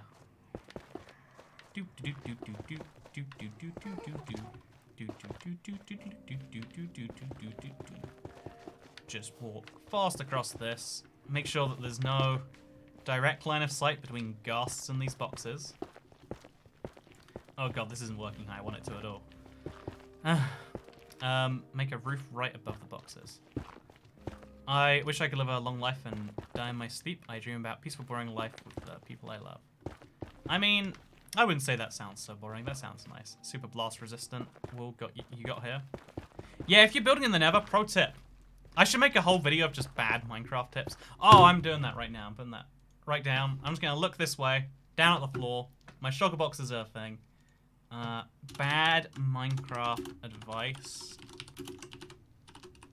Only build out of netherrack. If you ever see that video, you know how it started now. That's down to Cat Gal right there. When's 100% ad stream, says Alina Khan. You know what? If you just got YouTube Plus, YouTube Premium, then maybe you would. Actually, if you watch streams of YouTube Premium, I want to say like I don't know how if YouTube counts it the same, but it's like that's like the bomb as a YouTube creator. Because if you're getting paid per minute watched or hour watched or whatever, and you watch a lot of minutes of a stream, I think. I could be wrong. You know, I'm definitely wrong. But you know what's better than being wrong? Being right and just not knowing about it. So yeah, we'll leave that little hole in the thing. Maybe we can make like a door out of one of the new blocks. That'd be nice. Are you gonna build a bastion in the overworld? My intention is to build maybe a big like castle outfit near the ice. But I am tempted about the idea of a bastion in the overworld, filled with some like zombie pigmen, just for fun, or zombified piglins, as they are officially called, as we all know. Everyone calls them that, right?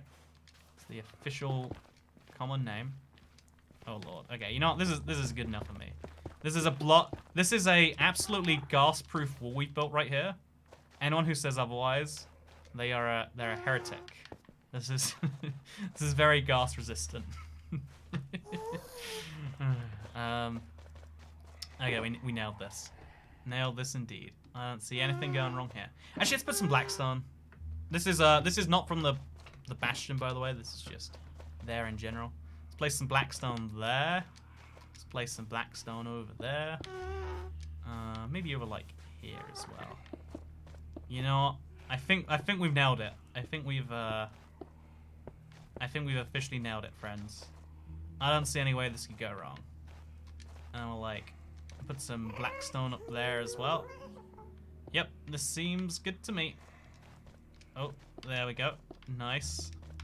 Oh yeah, that's the stuff right there.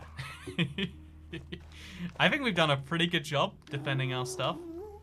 Honestly, I know a lot of people think ghast proofing is impossible, but I think today we have pulled off that very impossible feat itself. You can disagree, but you are wrong if you do so. Oh, we missed a block here. That's nice. Boom, done.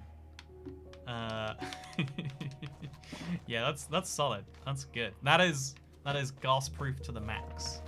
Honestly, it might be too ghast proof. Like, it's a bit unfair against the ghasts to lock them out that hard. Okay, let's just use cobbled ghast. Can't break cobble. They can't break blackstone either, and I have a bunch of blackstone, so I could use blackstone because it's more like nethery. You know how it is. First of all, though, speaking of things you know how it be, let's check my Leecher. Okay, it's got a little bit of durability in it. Fly through here. I need to get my crossbow out, don't I? Let's do that. Fly back up. Jump down, and we're good. So, how's it going, Stompy Kitty Cat? I found a really, big thing. Last of Us is a horrible... Okay, you know, chat, you lost your right to say things. Wow. Ghasts also can't break shulker boxes, we thought.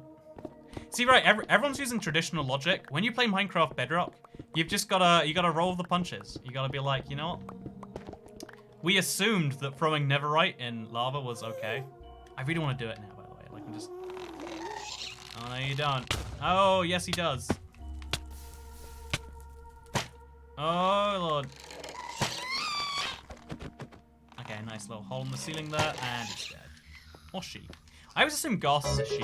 Maybe that's offensive, just because they may have high-pitched shrieks. I go on walks at the worst times. How's it going to get? My phone is almost dead. F's in chat. Yeah, I honestly think that one of the best things you can do if you're, like, emotionally distraught is to go on a walk or something. I think, like, whenever you're, like, having emotional issues of any form, like, whenever you have... Like, I like to describe... This is dumb dichotomy. Everything's a dumb dichotomy. I really do like to see the... Like, your body and your head are two different things. They want entirely contrary goals a lot of the time.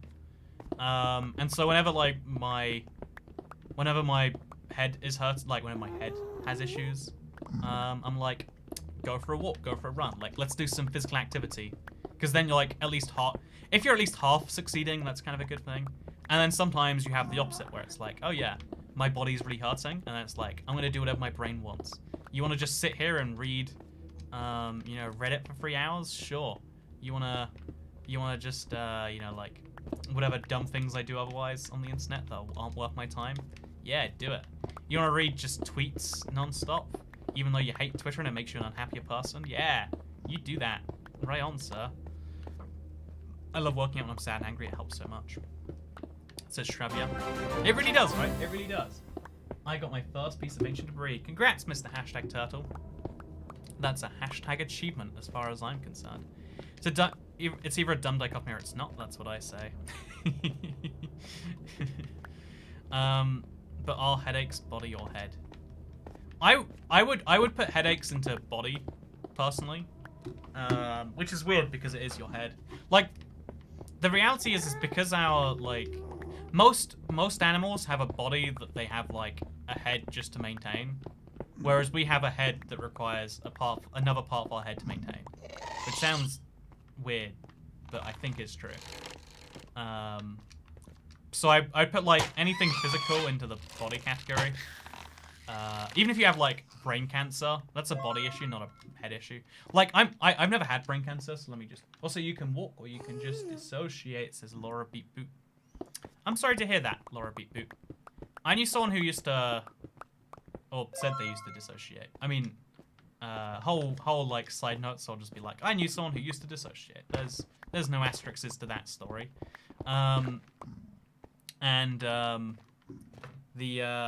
The simple pro tip is to always, like, you know, you just gotta, like, ground yourself, keep things simple. That's kind of like the opposite problem, right? Like, hey, oh lord. Okay, the Ghast stopped caring about me. That's all that matters.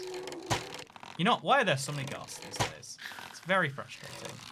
Honestly, I'm in a Soul Sand Valley. I kind of deserve what's happening. I'm basically asking for it. That's it. I know someone. That's the story. You know what? Can we just, like... Okay, wait. So, because... First of all, the chat rate today is 69. Nice. Second of all, I wanna just tell, like, because there's gonna be new people who are joining who don't hear this. I'm gonna tell stories that go nowhere, and I want to see, like, how upset people who just joined the stream get.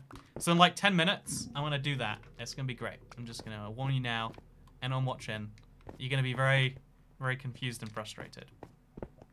What could someone have done to make you not trust they have mental health issues? Oh no, they were at a they had extreme what's the term for it? I think maybe sociopathic tendencies. Not sociopathic though. I don't know what the word is. But anyway, that whole, like, I remember once, like, oh wait, I'll just tell you a story actually. Love your streams. This is my first tax. I found you after getting home from boot camp after fracturing my pelvis. See, you know what the problem with boot camp is, like, a whole camp dedicated to just boots seems like it's just a bit too much. Like, when you get too far into any interest, things are gonna be a problem. And apparently your interest broke your pelvis. I don't know what you were doing with those boots to break your pelvis, friend. But I do know that I appreciate the toy cat tax, Mr. Nicky Michelle. So Cat, you always tell stories that go nowhere though. Ooh, ouch. Okay, no, I'll just give the one detail that, like, I once caught a person in my life crying, and then they got mad at me when I called them out and being like, hey, let's like, and they're like, you know what, I can't believe you'd call me out for that, like, and then they started crying, and then I had to comfort them the fact that, like, I was the monster that would call them out for fake crying, and that, like, that, you know, it was admitted, like, because, like, it was like a court thing, like, anyway, it was a whole dumb interaction, and I was like, oh yeah, this is the moment where I realized that I remember at the time, actually. Can I just use this as a moment to say, sometimes when something bad happens to you, because our brains are like learning machines, right? And so, like, you know, when you're, like, in a certain phase of your life, you're learning how life works. So sometimes you make super faulty judgments based on faulty information, and sometimes it's important to go back and revisit things from, like, let's not call it traumatic times, but, like, times in your life that were weird and were non-standard. So, like, I remember my first thought when I was in a relationship with someone, they they did something awful, and then like, I don't remember what it was, but like they pretended like. I don't know what it was. It was like they pretended to cry. I called them out, and I'm like, oh, I can't believe that. Just because you're right, it doesn't mean that you're right, you know. And then I remember my thought to that was like, oh, relationships aren't this like trust-based thing where relationships are all about trying to get as much as you can from the other person. That's why she's. I've been playing by a different set of rules as she has. Narcissistic tendencies. That's the one. That's what I'm going for. So I didn't realize at the time like, oh, I've been playing this relationship by the wrong rules. Like, I'm an idiot. I can't believe I thought that it was all about like loving someone and like the actual rules of the game where you gotta like try and trick them into doing things for you by making them feel bad. Oh, I can't believe this. Because you know, like whenever someone does something bad to your relationship, you do actually get something in exchange usually. And it's like, oh, you gotta try and create. No, gilded blackstone. Gilded blackstone. I should have made the border thicker. That's the lesson I'm learning. You okay, mate? So anyway, the thing I was trying to say about that was like, I made a super judgy thing, and it took me like a while to like unlearn that, I would say. I don't know, let's call it like 6 months. I don't think I broke anyone else of that particular thing. But like, if you don't reevaluate the heuristics and the lessons that you picked up in your life, sometimes you'll be dealing with someone who, again, if you learn by, oh, that was weird. If you learn by following other people's stuff, sometimes you'll make a super faulty judgment. So anyway, I've got this really important story I want to tell. Chat while we're here anyway. We're having a pretty emotional sherry time. I want to tell you guys about the first time I learned how to wash clothes. Like I never expected what was going to happen. Like let me preface this by saying I don't think that anyone could have expected what was happening here. But items you lost in the Ghast explosion in case I'm active. Polished blackstone times. I think I got them all back, by the way, malfunctional. It turned out like the box broke but went into my inventory. So we were all good in the end. But thank you, malfunctional anyway. It's very nice of you. So anyway, I was doing laundry for the first time, and I pressed the on button on my washing machine. You know, and it made a sound. I wasn't quite there for that. And then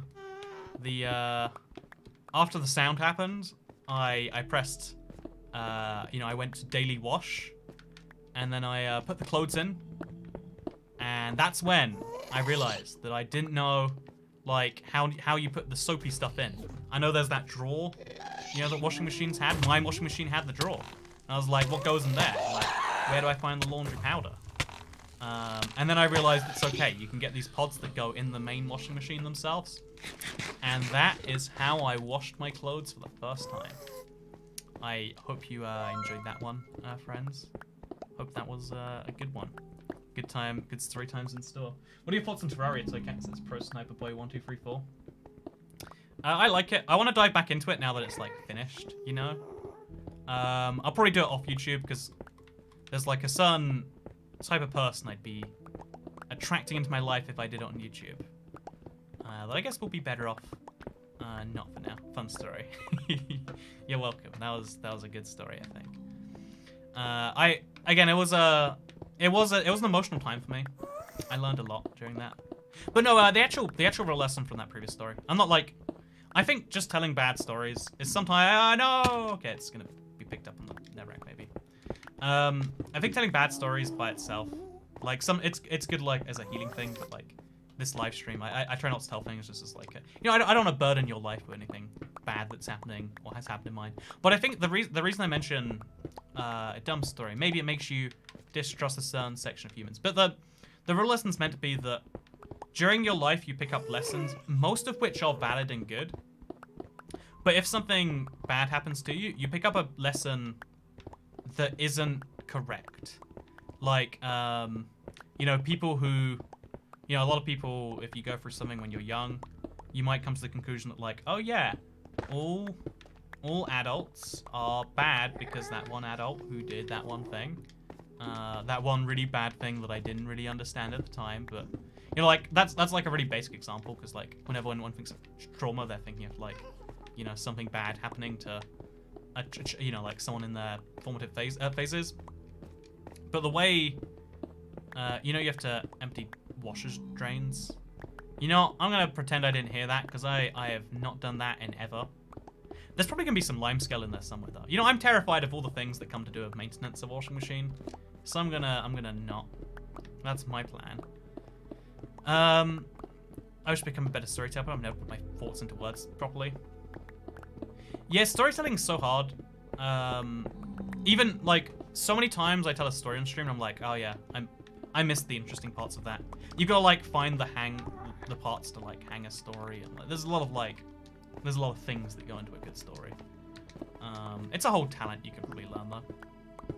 So honestly, for a portion of my life, my parents are racist because of a really bad incident. They rethought that recently though, says Akina Ding. Yeah, a lot of people like, again, a lot of people think that there is a type of person that just dislikes oh lord.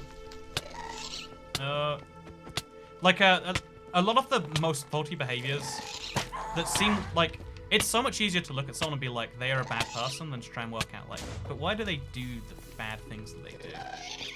And I think racists are like people who are genuinely, you know, like, let's not talk like, you know, let's use the historically considered definition of, you know, like a racist, someone who like actively hates people who do not share their same skin color and you know, like part that they came from. But like there are a lot of people who like have some like something in them, and that's not like an excuse, that's not like a justification, but it explains it so much better. And once you know why someone is something, you can like fix that, you know? Like disliking someone for something doesn't make the world better. You know, like convincing them like how you know, like working out what's wrong there and how to deal with it is how you make the world a better place. Like I really think that so many of the world's like modern big issues come from like small scale issues that a lot of people have. Like people like to be like, oh yeah, there is you know, like boomers and they didn't you know, like they're the ones ruining everything. People who are like old right now. I think a boomer is like someone aged like 60 something, right? But whatever. And but I think like the biggest sin they probably commit, like, you know, if you think about like, oh yeah, they were bad parents, but why, like, you know, or bad grandparents, or whatever. They left a world for their children that wasn't better than the one that came before it. Which for like most of history, there's like a generational contract. Like you leave the world a better place than you find it. And so like, you know, if you look at that and you're like, oh no, the problem with boomers is they're just bad people. They're just all fundamentally broken human beings. They just want different things to us, and we should murder them at the stake. They're just bad. That's I read an article on the internet, and I read an angry Twitter thread that confirmed they were bad, and they seem pretty informed. So, but in reality, it's like, oh yeah, there's if they were, you know, bad, if they didn't follow the generational contract, it's like, so why didn't they? You know, like, what is it that's different about these people? What are they doing that's so different to all of the people who came before them, you know? Genuine question you should be asking. One sec. Okay, I'm good. Heal that damn pickaxe. Oh god! I'm getting anxiety reading your comments instead of dealing with my real issues. Yeah, we'll switch out the pickaxe soon, I think. I'll leave it like at this level of durability. After one more like run with it. We have to destroy this, of course, first. Oh lord, I am so annoyed by the number of ghasts. Like genuinely frustrated at this point. Whatever, we'll just like mine in the middle here. It'll be fun. We'll make little tunnels through it. It'll be nice. Who doesn't love tunnels? Everyone loves tunnels. Use beds. If you if you explode things, you only get like 33% of the blocks back. And I want to get the things backwards that way. Because otherwise, again, like, if we don't care about getting the blocks, then what's the point in loads of this? People are like, I listen to get streams to watch me, to help me sleep, as if they aren't more anxiety-inducing than free Red Bulls. You know, I don't see how my streams are anxiety-inducing in the slightest. I play Minecraft in the perfectly normal way. Maybe it's a sign that you should. Also, you found ancient already. It took me hours. If you watch my video on how to find ancient debris, Mr. I know I'm like self-promoting, Mr. Zfreef. But you should be able to find it like every 10-15 minutes at most. We found 101 yesterday in 3 hours, so you should be all bueno. But yeah, I'm so glad you understood my typo. I don't have a brain. Whenever people typo, I'm like, ah, yeah, there goes my opinion of you. But you know what? My opinion of you was already so low, it couldn't sink any lower, and therefore I worked out what you were saying. The way you're breaking this is giving me anxiety. You know, let's give some people some more anxiety. Let's like hang on the very edge of this block right here, and then let's mine this way, shall we? There we go. This seems good to me. Seems pretty proper. Seems like the correct. Oh yeah, this is good. This is what I like to do. Oh no no! Oh, do we get it? No, we missed it. Basal, I think. If piglins kill hoglins for pork chops, and they're pigs, is it cannibalism? You know, that's something I haven't thought about, but it definitely is, right? It definitely is. It's very messed up. Now that you say it, I'm realizing that it definitely is. I can't wait for him to fall in lava. I brought a lava resistance potion for this that very situation, I'll have you know, Mr. G-Bay. And boy, was that a good idea. I am starting to appreciate though that like we're almost 2 hours in. There's a lot of destruction to go, huh? Although we're almost at the bridge level with this, and we are with the other side, so there is forwards progress at least. There is forwards progress. That hasn't given me anxieties. 2 out of 10. The pickaxe worries me more. So bear in mind, this is a netherite pickaxe. It has 2050 durability, I think. And it's got unbreaking on, so that means it has about 4 times as much. This has 8,000 durability, and it's about 1/3 done. I can mine 2,300, plus maybe more because it's chance-based, blocks on average with this pickaxe before it breaks. Like, what? Why would you be concerned now, you know? Like, of all the times to be concerned, of all the things to be concerned about, you know, right now should be pretty low on your list. You should be concerned about the fact that, you know, roaming black holes exist, and we won't really know about them until we get hit by them. You should be concerned about the fact that, like, gamma rays can hit the planet at any second, and we have, at maximum, 8 minutes warning, except in reality, like, we don't have any real systems to detect them. There could be a moment where the entire planet, like, half the planet dies in an instant, and then the next few instants, the other half of the planet slowly boils to death as the oceans turn to a fog that happens as a ray from the sun goes astray. That does happen every now and then. We just have to pray they don't hit us. That's what you should be terrified of, you know? You should be terrified of my pickaxe. We got plenty of ancient debris. I can break this pickaxe. I might even do it now. I feel like, you know, I want to be the first person to naturally break a netherite pickaxe. I think that'd be a fun little thing. Also, I'm constantly zoning out of reality and to be brought back by your voice. That's nice. Well, there goes my mental health. No, again, I really think learning about the world makes it a more terrifying place. But the terrifyingness of the world itself should remind you... Okay, did you not need to know that, says Steve Pitoski? I think you needed to know it. Again, like, if you think... There are lots of variables in your life that are outside your control. And knowing about those variables makes you feel less bad when you mess up the ones in your life that are in your control. Like, there are some things in life where you need to feel like you're 100% in control of yourself, the world, blah, blah, blah, blah. But there are some things in life where that's genuinely unhelpful.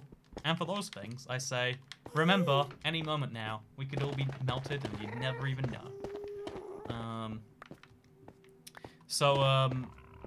Also, thank you very much, Mr. Pro Sniper. Don't make me scared. Okay. Also, what I use my netherite for. You're about to find out what I used 36 of my netherite scraps for. Boy, did that hurt me to use, but had to do it for a little project that I finished recently. And the rest, I guess I'll just, like, make a full set of tools, maybe, question mark. You know, I'll work it out. I'll work it out. Make an unruined bastion, says Nitrous Cat. You know, honestly, I think that is a cool idea. Like, it's the unruined version. But I think that's more of like a fun creative challenge than anything else. Maybe you disagree. Like, I don't know, maybe it is more fun for survival. Maybe I should have my other one, like, destroy one bastion and make the other one unruined. I kind of like the idea. I might. Bastion renovation. You know, it is a very catchy name, the Unruined Bastion. I do have to give that one to you. Very, very catchy. It's got catchiness in spades, in droves. I don't know what the expression is, but it has, whatever the expression is, it has that. Should we take these lanterns down? We'll leave them there. Let's leave the lanterns be. Actually, no, we'll take them down. Just because otherwise we might mine them from above. Oh, that's weird. Well, I guess I'll leave that. Great Monkey, thanks so much for making a part of my childhood and making me smile when I'm sad. Love your content. Keep doing what you're doing, says Great Monkey 66. I hope by that you don't mean dropping Blackstone onto Hoglins. No, I'm really glad that I have helped in the slightest, Mr. Great Monkey 66. It's cool that you think I have. I don't know if I have. I think the biggest part of your life is being you. But I'm glad you see me as being any part of it. You know, that's nice for us, isn't it? That's a thing we share. Me. It's nice that we have me in common. Oh, okay. I thought that would happen. But I just believed that it wouldn't. I thought the Hoglin loved me for who I was. But I was foolish. Okay, let's go. Hoglin be dead. There you go. No longer alive. Thank you very much. Okay. Okay. And also kill you, apparently. Don't know where you came from, but don't know if I care. You gotta do something to the lava soon, says Imja. Yeah, and the next time I go back to the overworld, I'm gonna grab some lava buckets, and we're gonna scoop them all away, I reckon. That's my high-quality idea. And we'll see if it works, I guess. Okay. That's good. I guess we should get rid of this giant thing over here, too. It's so satisfying being able to, like, instantly mine a block. Oh, isn't that nice? Isn't that just fun? Great, enjoyable. But yeah, I'm definitely seeing, looking at this though, like, oh yeah, doing an unruined version of this would be so fun. I think I generally might do that. Maybe like separate to this project, maybe as part of it. But I love the idea of an unruined bastion now. Oh god, we got more explosions coming. Love those. What do you think of a block that works like the sponge for lava? I don't know why that's not a thing, Cruise Plays. I really don't know why it's not a thing. But yeah, have a good day, Mother Russia. It was good to see you. Base don't make such a good sound, says Shrevia. Oh yeah, it's such a satisfying one. I agree. Like the blackstone's just the same as like cobblestone or anything else. But my god, the sound the other stuff makes, that's the real impressive one. Do you have a Discord server? If so, can I join? Yes. Discord.gg/toycat. Hope it helps. Okay, we're gonna grab this chain and this lantern. Grab this chain and this lantern. Oh, I think I might have missed a chain there. Ooh, you didn't see that. Definitely didn't see that. Mine that block. Does it take a while for the thing to realize, or is this like a bedrock bug? If it's a bedrock bug, then you know what? Might as well enjoy that one while it lasts. Yeah, I guess it's just a bedrock bug. You can remove the blocks above chains. And they don't even seem to care about it. That's nice, I guess. That's real nice. Okay, let's get back to this little thing over here. We'll like mine vertically and up to get there. Just make a nice little tunnel through this. Our inventory is getting pretty filled. It's not a bug, chains are freestanding. Oh, chains can freestand. That makes sense now that you say it. That's so weird. You can just have chains hanging off nothing. Oh, that's like uncomfortable. So you can have a chain and a lantern anywhere in your world. That doesn't make any like logical Minecraft sense, but you know, I'll take it. You can craft chain, don't worry. Chains don't have to hang. That's good to know. That's very good to know. What do you think of the piglin brute? I think it's cool that it exists. By the way, it's hot. Still suffering through. Oh god, you can see how hot it is. Oh my god. I'm learning how hot it is from looking at my webcam, apparently. By the way, chat, do you like my straw? So I've got myself a metal straw. And then I've got myself another metal straw that I put inside that metal straw. And now I've got a retractable metal straw. Isn't this delightful? I'm a big believer in metal straws, by the way. Like, if we could just trust people to clean their straws, we wouldn't have this whole plastic paper debate. Because you know what? Save the turtles, the sophisticated BOT.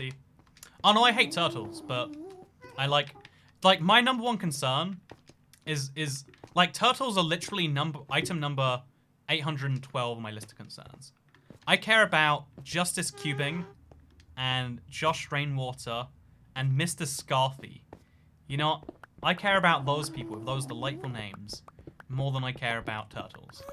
You know, that's my high quality. But no, so turtles are my top opinion. My top opinion is actually like, how do we get like a good straw system? Because paper straws suck. I don't care if they save turtles.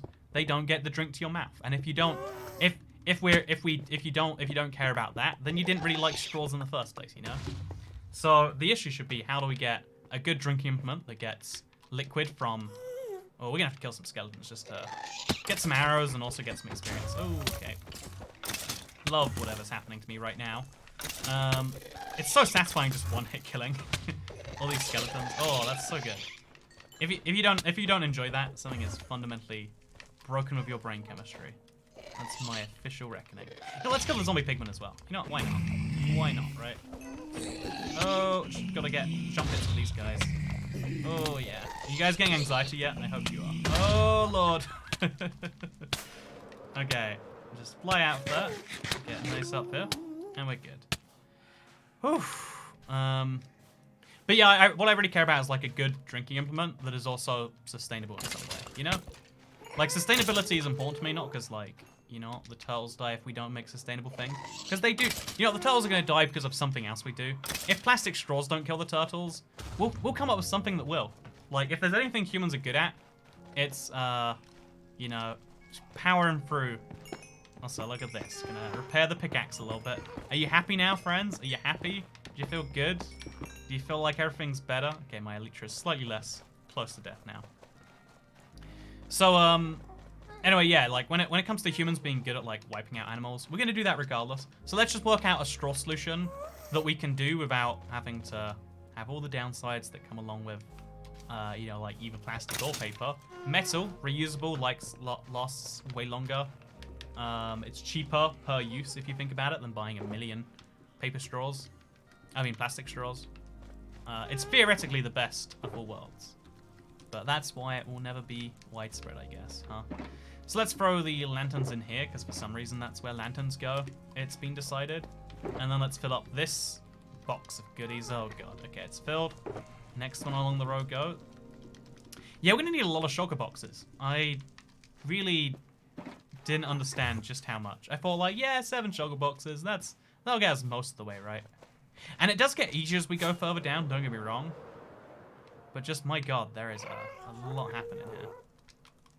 So let's start mining down from the back, maybe? Yeah, let's not actually. Oh, stop! No. You will cease and desist. Your current behavior, please. Oh, yeah, I was going to switch out the pickaxe. We'll do it next time. Oh, Lord. Hate ghasts so much. Want them to be dead. And out of my life. What if Enderman could pick up shulker boxes? I would enjoy that so much. Like, just an Enderman walking around with a shulker box, being like, oh, this, just gonna take this one right here. I like listening to your live streams when I'm, on that grind, says insert word here. Oh yeah, podcasts and Minecraft is wonderful, right? Podcasts and Minecraft. See, Mr. Scarfy says Bedrock, and then he goes to, like, sick emojis. See, even this man of no culture, who doesn't even appreciate the beauties of Bedrock. Even this man I care about more than the turtles, because I have this instinctual feeling that I think one of the like, again, if you, in the same way that, like, oh God, the way I work out what to travel with is by, you know, having nothing and then working out what I need the most. At some point you have to do that with, like, your set of values. You have to try. You can never really succeed. We have to try and, like, separate what values you have just because, and what values you have because there are reasons in the world to warrant them. And, so, like, one of the few, like, my one default position is killing humans, not good. If we ever get to a point where we're like, oh yeah, let's kill the humans to get that thing done, we should be like, let's try and, no. They actually can explode chests. It's a big problem if that does happen. Big problem. You know what? Should we just trap some ghast and some minecart or something? I think maybe that'd be easier than we're about to do. Okay, grab the bone block. Actually, let's just break the things with our thing. And let's just... That was a good, high-quality sentence we made right there. Let's just break it, grab the stuff, and then we'll know what we picked up in the chest, I hope. Probably. definitely. That seems correct. And then we'll throw it in a little thing, and we'll probably smelt up the bad stuff. Maybe we won't. Maybe we will. Toycat, have you ever considered speedrunning Minecraft VR? That sounds pretty cool. Hello, Mr. Toycat. I have a question. Why are you mining at the Bastion? Asking for a friend, says Master Deal 101. I like weird Minecraft projects, and this comes under my definition of a weird Minecraft project. So I figured, you know, if I like weird Minecraft projects, and I got one in mind, let's do it, you know? It's a fun opportunity to talk, to interact. Oh god, that's so high up. I let it get away from me. And this is the price I pay. So we'll just take some of these, and then we'll break it, and it'll go everywhere. Okay, there's basically nothing in there. And now we should go back down. Yeah, we've got basically full inventory. So we'll just do a little bit of mining here. Always a good idea. And it'll be great. Chat's slow, I feel like. Yeah, I feel like whenever there's a new update, there's always like a huge rush of like viewers, but not everyone's like a chatter. Because like on your first stream, it's like, why would I bother chatting? I mean, what do I even have to say? And statistically, most people don't have things that are worth saying. That's a true fact right there. Most things that you think are worth saying are in fact not. Are in fact a negative thing to those around you. But despite that, sometimes we should say things anyway, just in case you accidentally have something that is worthwhile. But yeah, I want to get a door. That'd be nice. How come the Bastions have little to no actual loot? Yeah, I think that's the biggest design flaw. I think they need to like make the piglin brutes worthwhile killing by themselves, because the loot is great if you're new to the Nether, but once you actually know what's going on, it's like, oh yeah, we're good now. IBX podcast / IBX podcat. It's podcats, I believe, is the thing we got to do. It's again, it's like podcast, but we're admitting that it's cats. No, I remember once, like forever ago, I made the mistake and I put podcats instead of podcast. Oh god, we need to. You know, let's make a little hole through there. That's fine. That's great. And then we'll move the blocks to like there. There we go. That's good. That's pretty safe from Ghast, I'm fairly sure. And then we'll grab a new pickaxe out. Nice. And then we'll break this almost all the way, and then we'll combine them. It will be wonderful. I watch Toycat streams all the time and I never talk. Yeah, 90% of people will never interact with a thing, is the reality, I'm pretty sure. And it seems weird if you are someone who chats a lot, but it also makes sense because, like, again, most of you are hearing that and you're like, yeah, I don't chat, why would I? It's a cesspool down there, whatever things. Also, Toycat, yes, thank you, Dr. Cookie. I agree with your assessment here. But, yeah, if you don't see my comment, I'm not subscribing. You know, awesome dog doo-doo, don't subscribe. If the one thing you decide to subscribe based on is whether someone reads your comment, then you're not the subscriber anyone wants on their channel anyway, you know? Pro tip with Toycat.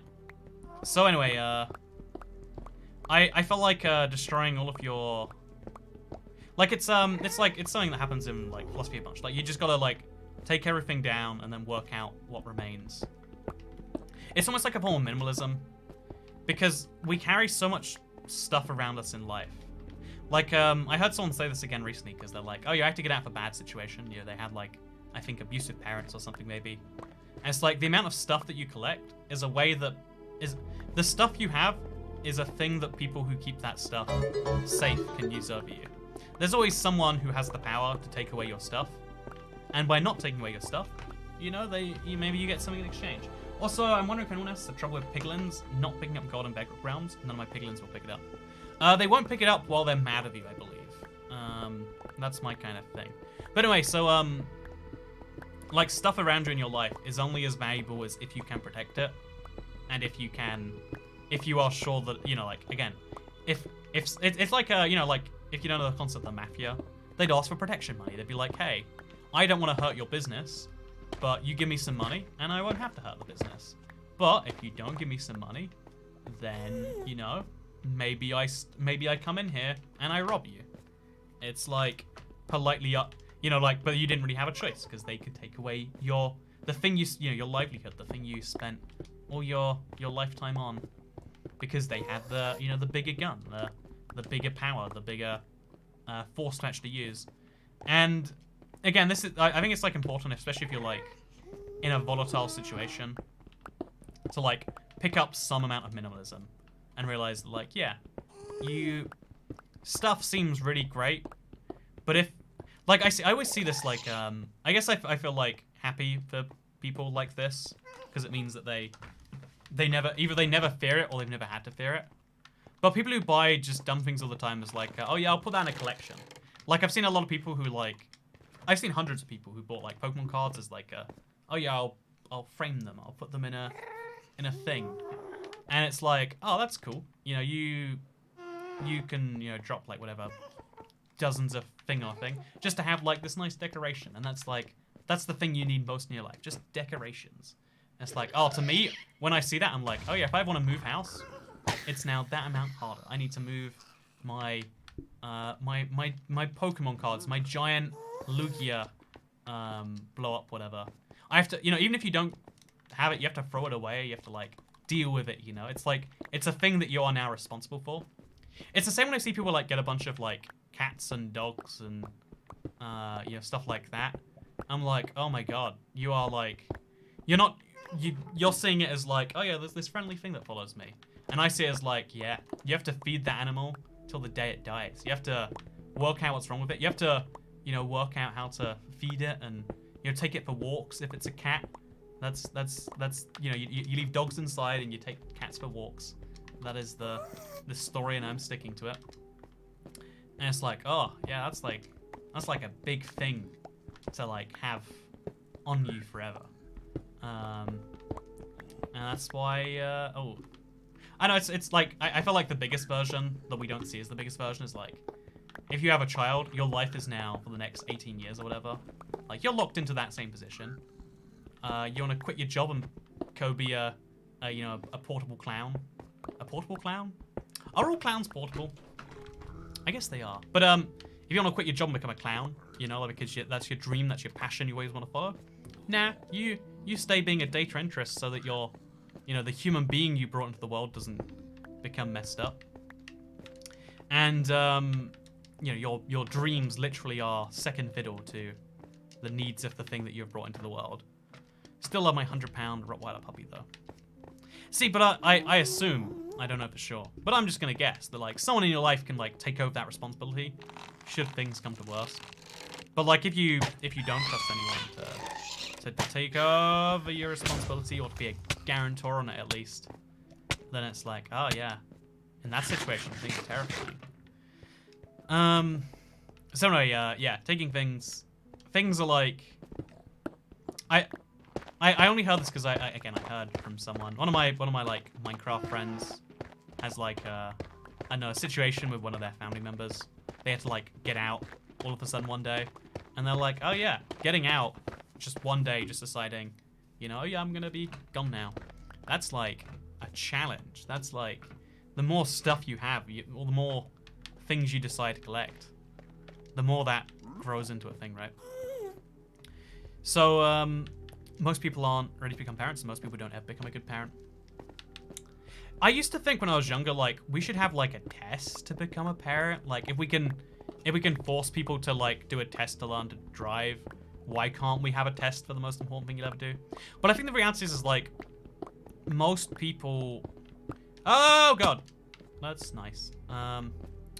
Oof, my temperature increased by a little bit there. But, most people will, like, again, everyone's gonna, you'd have to be like, oh yeah, most people can't do this thing now.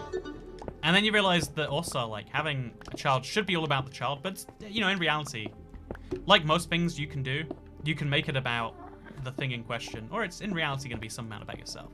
Again, something I learned about from people who have, narcissistic tendencies. Did the blocks reappear? No, they didn't.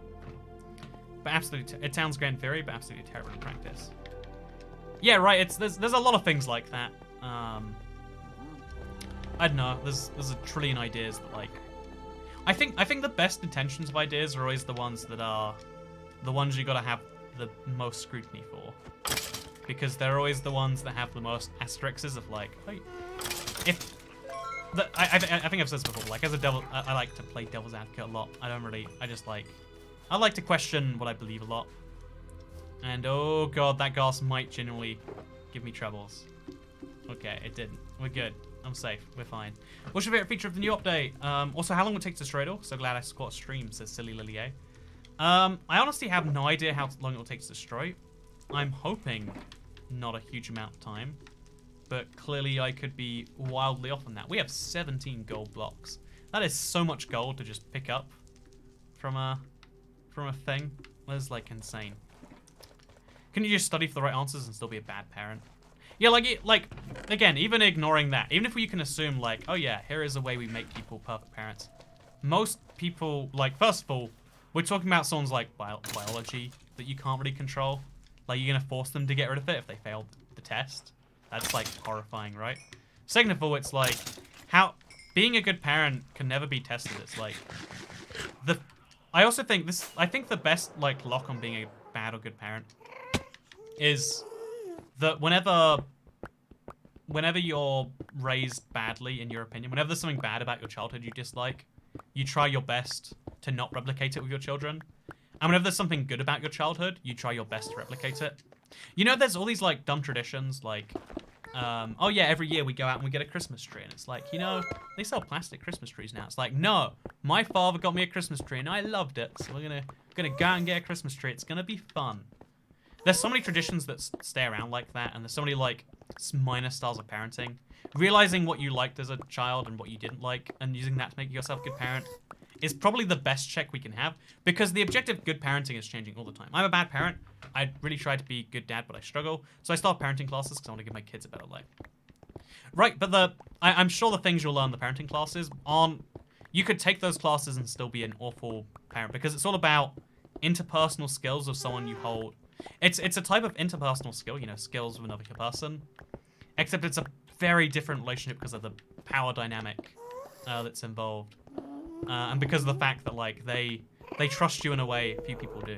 And, you know, I think that's really cool, Ruddy Assist. I think it's cool that, you know, a lot of people just be like, nah, I'm the best, or like, nah, they deserve it, you know. A lot of people genuinely have the logic, if something bad happened to me, I think it should happen to other people. And anytime anyone breaks that cycle, like, oh yeah, strangers are mean to me, so screw you, strangers. Or like, you know, my dad hit me, so I'm gonna hit my children. Whenever people break the cycle, you make the world a better place. You know, it's kind of like, I think that's the whole like concept behind karma. I mean, let's say modern day karma, not the Buddhist concept itself. We could spend forever talking about that or whatever. But if you're like, you know, the amount of like mean stuff that happens in schools, for instance, is a great example. But yeah, so I think karma's a great example of just like, if everyone does nice things and assumes that someone else will eventually do it to them, it would work. This is one of my like oldest thoughts that I think I mentioned it in like Let's Play episode 52 or something. But if everyone believed in karma, if everyone believed that if you did good things to other people, the world would repay the favor eventually, the world would be so much of a better place. If everyone's like, oh yeah, I'm gonna get something later, and all I'm gonna do is be a good person now. Everyone would be so hyped to be a great person. I can't remember one time my parents made it there wrong, and I think it has affected me. See, right? You gotta break the cycle, man. It's sad the moment you learn this, but you can't make your life perfect, but you can make the lives of those around you less imperfect. You know, you can't fix your own, whatever happened in your childhood, whatever. You can't fix it. There is no going back in time. But what there is there's making it better for other people. That's like the one core thing that is objectively going to help your soul, and at least help other human beings. And again, that's a thing I would recommend. Or maybe not. You know, break the cycle by not having kids. That's actually, I remember I had a moment when I was like super, I was like, you know, normal teenage depression stuff, suicidal, blah blah blah, and I was like, you know what? I don't think anyone else should have to go through this. This is the end. This is the end of the bloodline. It ends here. Also, any tips being a Minecraft YouTuber, says the Mouse Kid. Find a niche that isn't exploited yet. Like, you know, the reason Graham Grian? Yeah, Grian grew big is because he was like, hey, here's Minecraft building from like a super in-depth perspective that's also super accessible. Like, hey, we're just making a Minecraft village slightly pretty, whatever. The reason, let's take another big, YouTuber in the space. Another reason Mumbo Jumbo blew up is because, like, hey, here's redstone. A lot of people think you have to be the best at something. You have to be the best at, like, making it widely appealing, you know? Like, that's the real challenge. You're kind of like a teacher, but even for just dumb things in Minecraft. I also just don't like kids, so, you know. Man, does anyone like children? Okay, I know some people claim they do, but it blows my mind. It's like, children are dumb. You ask them questions, and you speak to them, and they're like these little robots that are being produced by the people, you know. I know I find children weird. I think that people who are in like, I guess it's good. I think people need to like children, but also like, not me, you know, not me. Especially like, you know, like super bratty children is the worst, right? Like entitled children. I saw a video today of like a child trying to steal another child's, like trying to like, the child was blowing out the candles of the other child's birthday party, and I was like, I need this little kid. This kid needs to die. Like, maybe that's just me. You know, that's probably just me. I'm gonna quickly go hop inside this, and I'm just gonna turn on some cool air because I am melting. Because it's the hottest day in the UK so far. Look up the temperature in your local thing and be like, haha, it's way less hot than that here, where it's not humid and we do have air conditioning. But I assure you it's hot. One sec, friends.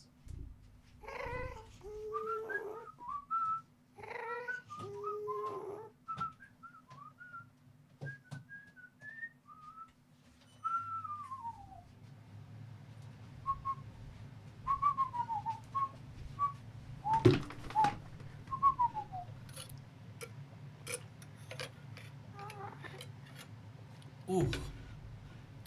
I died to lava and full netherite gears tools, only to find out it burns. I rage quit and I'm here giving my money to my favorite YouTubers. So it shouldn't burn in normal Minecraft, but if you're in a realm, you can roll it back. Elsa Wagner, you know, like, is a cheater here in our stream. And it's so humid here, there's no need to take a shower, just walk outside. Yeah, humidity is like a killer, right? Like, so many people don't appreciate that temperature is not just a number. It's like how it feels, both relative to like what you're used to, but also like humidity is such an effector of the temperature. An effector? Yeah, that works. Like if you ever go to somewhere like super dry, you realize this real. Oh god, how is it dodging all? There we go. Ugh, hate Ghast so much. Yeah, it's burning. We're getting a drink. Let's look at things. 40 is hot, but for me it is 100. Yeah, one of the things I used to like get annoyed at this every year, but it's one of those. Actually, you know, can I talk about something that's maybe it's not going to be relevant for anyone else, but I've been thinking about a lot the idea of like eternal conversations, because the news is kind of like their whole job is to like bring up these eternal conversations again, but there are certain subjects that people don't generally change their mind on when you talk about it, but people get heated about, etc., etc. So an example of this would be religion. I can't convince you that God is or isn't real, you know, regardless of what I believe on the fact. You're going to believe your thing, almost, regardless of that fact. I can't convince you that it is hot here in the UK. You'll just have, you'll be like, oh no, it's hotter where I am, because numbers and stuff. Also, we be remaking the Bastion 1-1 in your world. That'd be a cool idea. Also, thank you, Sam Doggo. I definitely have yet to hear a single person ask for a beacon. No, I definitely will bring a beacon next time we come in here. But that time is not this time. I generally, like, I think I have a beacon somewhere in my world, but I genuinely am not sure. So that's another little limiting fact right there. But we'll deal with that one later, I guess. But yeah, I'd love to remake the Bastion, but I want to do something else with it. I want to, like, turn it into something brand new. That's my rough plan here. We'll see if it works, I guess. Okay, take all these goodies. Throw them in. Oh god, what's happened? Okay, it's a skeleton. It's fine. It's just the skeleton. Honestly, I want to just go on record now and say Soil Valleys, worst biome for so many reasons. If you ever do a big project, don't come here. So yeah, this is the progress we've made in 2 hours, by the way. It's like, you can see there has some progress, but also it's overwhelming how much we still have to do. It's midnight in the UK and also 40 degrees. Why? It's actually not 40 degrees in the UK. Just to clarify, I think it's like, it was 30 something early today. But that's hot, okay? But yeah, there are some conversations people get heated about, and people have like these big lengthy conversations about. And I've started to notice that so much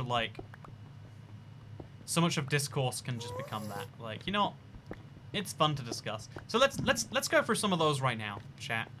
Do you think? Remember when you thought you could do it all in one stream? You know what, Chantal? You're challenging me, and you know I'm sticking through it. You know, I've got time. It's midnight, but who's counting? I mean, my computer clock is apparently. Whew. But yeah, my intention is to get this done. It's gonna be great. It's gonna be nice, and we're gonna talk about some of the fun, open-ended questions of like, hey friends, do you think that when we die we go into the ground or something else happens? Wow, type your comments in the chat. Hey, do you think that right and wrong are objective do you think there are objectively right and wrong actions, or do you think it's all just shades of a thing that humans have created? Let me know in the chat, friendos. While we're here, what do you think? You know, do you think that it's ever justifiable to kill a person? The trolley problem, eh? Let's go into that one too. No, we can do this endlessly, is my point. But that doesn't mean that we should. Yeah, I want to leave this up actually. I think it's more satisfying to like see it being super big as we go through. So, I'm in London, I'm about to die. Right? No one appreciates our struggle. Everyone's like, it's actually not hot where you are. I've done a statistical analysis that tells me it's not hot where you're at. So, turns out you're just being whiny. See, you might think there's no such thing as objective. You know, like, I guess this is the big debate, is more about like objective truths. Are there things that are just true, or is everything relative? And that debate's such an interesting one. Like, because that's the real debate at the bottom of all of this. Like, is there even a real answer to all those questions I just posed? Is there a correct thing that we'll one day find? And I think there are something, like, I think that's why, like I said, if you want to really improve your understanding of the world, you've got to start with the things that are objectively, yes, they are not. Every time you get to a muddy waters where there's no way to improve your perspective, you just have a perspective and that's it, you're generally not learning anything. You're just reiterating your same point. If I try to tell people that it's hot every single summer and I don't change my arguments, no one changes their mind, I'm just complaining. Which, like, you know, let's be honest. Everyone loves a good complaint. Do you want to despawn? That'd be nice. Everything is relative. It's hot on the surface of the sun. I mean, hot, but not hot for the sun. The sun finds that to be a perfectly acceptable temperature. It even burns at it, perhaps you could say. Why decide not to leave the walls anymore? Says Sharon Smith. I just decided that, like, because mining the walls was like a super messy thing. Actually, maybe we should. Maybe it looks more impressive that way. I'm going to go back to not mining the walls. Just got back from the half. Wait, the half? Did I read that right? From the beach at 12:32, and it's like 1,000,000 degrees. I'm melting, so I can't send. Please, I will. Try to survive at 40 degrees, 99 humidity in winter. That sounds fun, Enrique Navarro. See, I can never convince Enrique that it's hot for me. Enrique's like, nah, he doesn't know true suffering yet. And it's very intriguing because if you can't convince someone else of something, then your own belief, and obviously like there are some people who won't believe anything, like I could try and convince people the Earth is curved, and they'll be like, ah, nah. I saw a documentary somewhere that said it wasn't, and the man was real charismatic, so that means he was right. Whatever, like, dumb stuff someone might say. But even like leaving aside that is a thing. Oh god, this is such a giant project. What have I embarked upon? What have I decided to do? This is my realization. Expectation of the UK cold, actuality of the UK, people burning. I think it is that like the UK used to have a heat wave once every like couple decades, and now we have a heat wave every year. I think that's the real change. You can almost directly attribute it to something that's happening in the world, huh? It's okay, how much do you think your arms will hurt after this? Not at all, hybrid doggo. Question mark. Why would my arms hurt? I'm not sure what you're getting at there, friends. But, yeah, so I think, like, working up from things you can verifiably say are true. I think that's useful for, like, if you're having a political discourse, right? Like, hey, what do we... You know, we got this really complex thing we call the government. How's it gonna work? What do we want it to do? It's like, make people successful, wealthy, happy? Question mark. You can come up with a billion different factors, but like, even working out like, one of the debates we're literally having is like, how do we determine if a country is doing well? It's like, oh man, we don't even have that locked down. Like, cause I think you can tear apart everything and say it's worthless, but instead it's simply just be like, but why is this? And then try and improve it, and if you can't improve it, stick with the current thing, or see if it's better with nothing. But anyway, global warming isn't real. Thank you, Dylan Causa. See, there are some number of people who you can never convince that is real. Like, the argument is not worth diving into. Like, you have to... There are certain things that, because, like, they're such charged topics, people can only learn by themselves.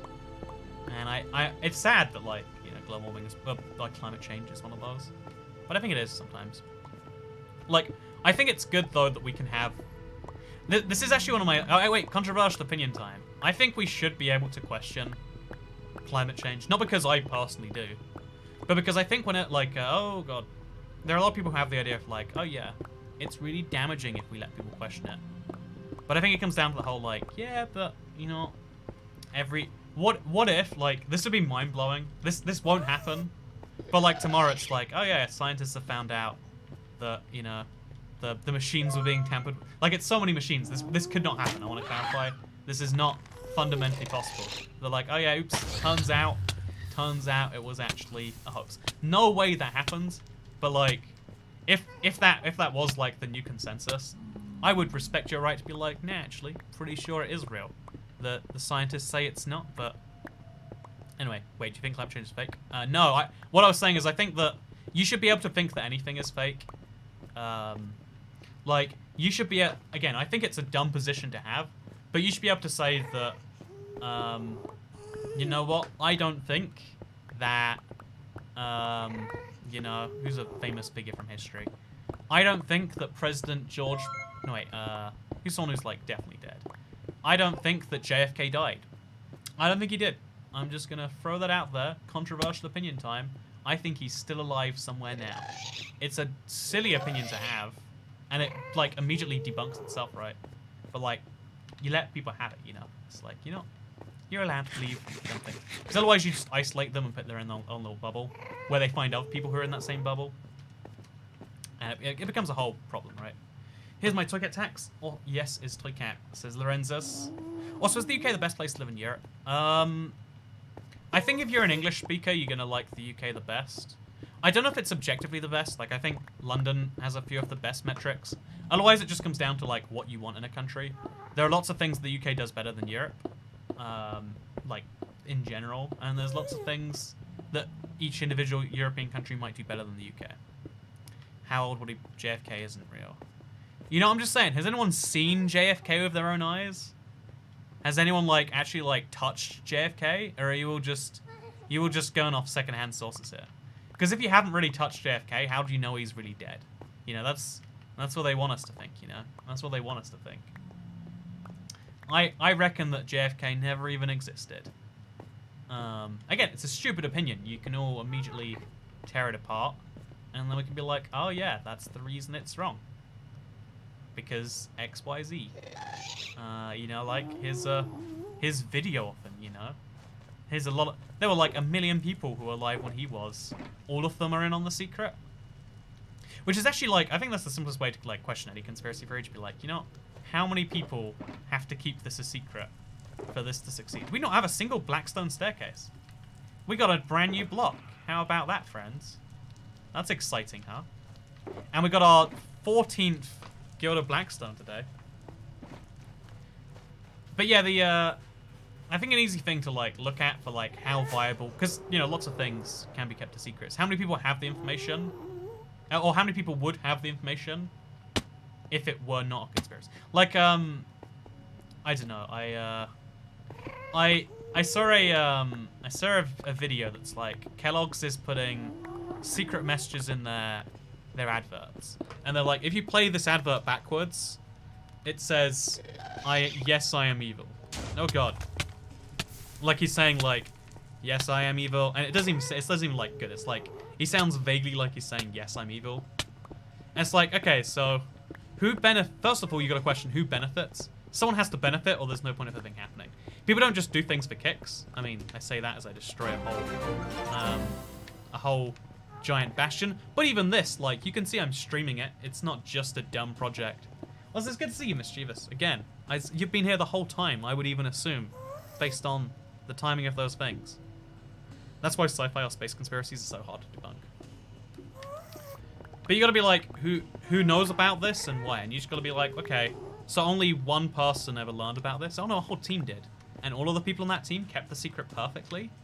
No one's come out and confirmed that there are... And it's just like, huh, yeah. So yeah, you like, everyone wants something from things. Even, again, literally this stream, you might think it's dumb and pointless, but one, I'm gonna have a cool thing in my Minecraft world by the end. It's a project that feels great. Two, I'm streaming it. Look, you know, this empty sponge fella just gave me, you know, they signed up to become a channel member, support the channel every single month with a regular tip. What a wonderful thing for them to do, that empty sponge. How nice of them. And even then, they didn't do it entirely selflessly, right? Like, it feels good to support a channel. They get the little logo emoji. Everyone does things with reasons behind them. I remember one of the weird things in my life that blew my mind was when I first learned that you can just go to a store and ask for boxes, and a lot of the time a store will just give you cardboard boxes. Hey, thank you, Mischievous. Hooked from the start. Love a good project. Oh, me too. Again, there's something just cool about starting a new project, working through it, seeing where it goes. I like it personally. Do you have auto jump enabled? I don't. But one of the things that blew my mind is that if you go into a store and just ask them for cardboard boxes, they'll just give you some. And whenever I ask anyone about this, they're just like, oh yeah, they'll just give you boxes. It's a nice thing they do to help you move. If someone explains it to me like that, I'm like, why do stores give you boxes for free? Not a single store charges you for them, and it's like, oh, you can buy them from certain stores, but also just go into your local McDonald's and they'll give you a box. Because I remember, again, I also, at one point, there was a very disabled pigeon I picked up at one...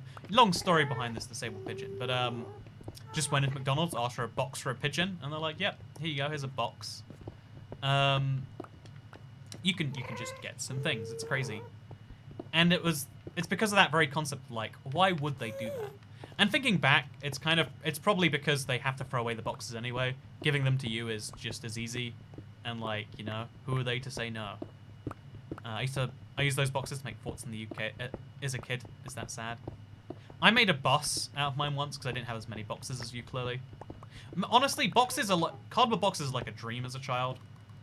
I'm gonna have a kid and I'm gonna give it so many cardboard boxes. That's my manifesto. But yeah, just knowing that like people generally do things for a reason.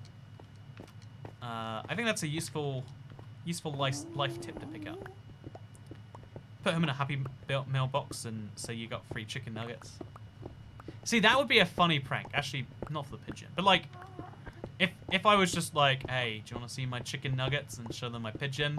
That's I don't know about that one actually. That's not funny. I'm gonna take my word back on that one. But you know what? I'm gonna undo that, agreeing with that, Elias Shea. Because your kid will be a cat. Exactly. Because my kid will be a cat. Do cats even like playing with cardboard boxes? It's been a while since I gave a cat a cardboard box. I'm gonna be honest with you. Oh lord. Oh yay! One killed the other. Perfect. I love that. I love everything about what just happened there. Oh, finally, Toy Cat gets a break. A little bit dodgy. Want to see my chicken nuggets? You know, if you say anything in the wrong voice, it sounds dodgy. That's my life pro tip. Sorry, I shall be punished for that. When's the stream ending? Your eyes will hurt. I don't know when the stream is going to end, actually. I just kind of stream and then we see where it goes. It's a happy life we live. It's a happy life. Sometimes the simple things are the good things. And this is one of those cases I like to believe. Oh, I don't like that it's like just exposed and open here. Let's remove the walls, I guess. Or maybe that's not. Let's just remove this. Dude, my cats love playing in cardboard boxes. Oh, that's cute. Wait, Jousty, that's adorable. I love that. Both my cats love this one cardboard box we have, says Jackson Brinkerhoff. You know what? I love that too. That's delightful. You know what? I'm glad that cats love cardboard boxes. That sounds cute. I'd like to see that sometime. Ooh, we got some more Gilded Blackstone. I think you find way more of it down here than you do up there. Pro tip, if you want to destroy part of a bastion, probably best to start at the bottom if you're looking for Gilded Blackstone. So, Cat, I love your streams because... Oh, God, I think we're almost going to mine some stuff. I love your streams because they're always so chill. See, my AC's on, so that's a funny joke, but I can't work out how it's tied in here, so just pretend. Funny joke to do with air conditioning and your chill comment. Combine those together. Thank you for doing the work for me. Thank you very much, Empty Sponge. Appreciate you and your live commentary. Cheers. Hey, thank you, man, Mr. Empty Sponge.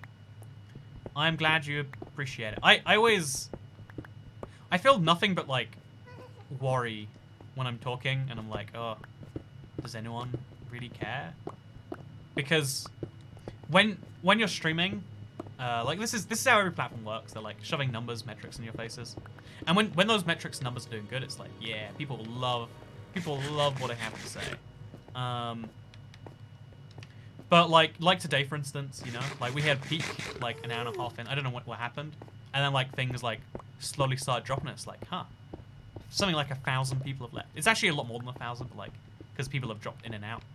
It's like, but like the concurrents go down, and you're like, oh no, what's the deal with this? Like, what's happening here? People, today has been less interesting. Then I'm like, you know, am I saying anything interesting? Because you don't, like, interesting is in like the eye of the beholder, right? And it's really, I think this is why a lot of people get like super socially anxious. Like, this idea that you can never know if you're interesting to those around you, or if they're just like tolerating what you're saying. Because we've all had situations where we're just tolerating those around us, and we've all had situations where we're genuinely enthralled. And it's polite. Again, this is like one of those lies we tell to society.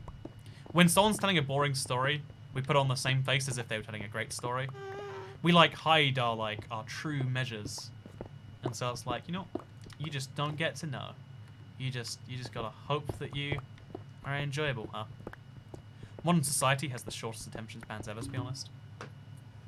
Yeah, did you know the average watch time on one of these live streams? Again, we've been going for 2.5 hours. The average watch time has been 6 minutes and 15 seconds. Oh, God. That's, like, mind-blowingly low. Like, I'm glad it's as high as it is. But also, that's, like, shockingly low compared to... Again, we've been going for 150 minutes. We've watched for 6.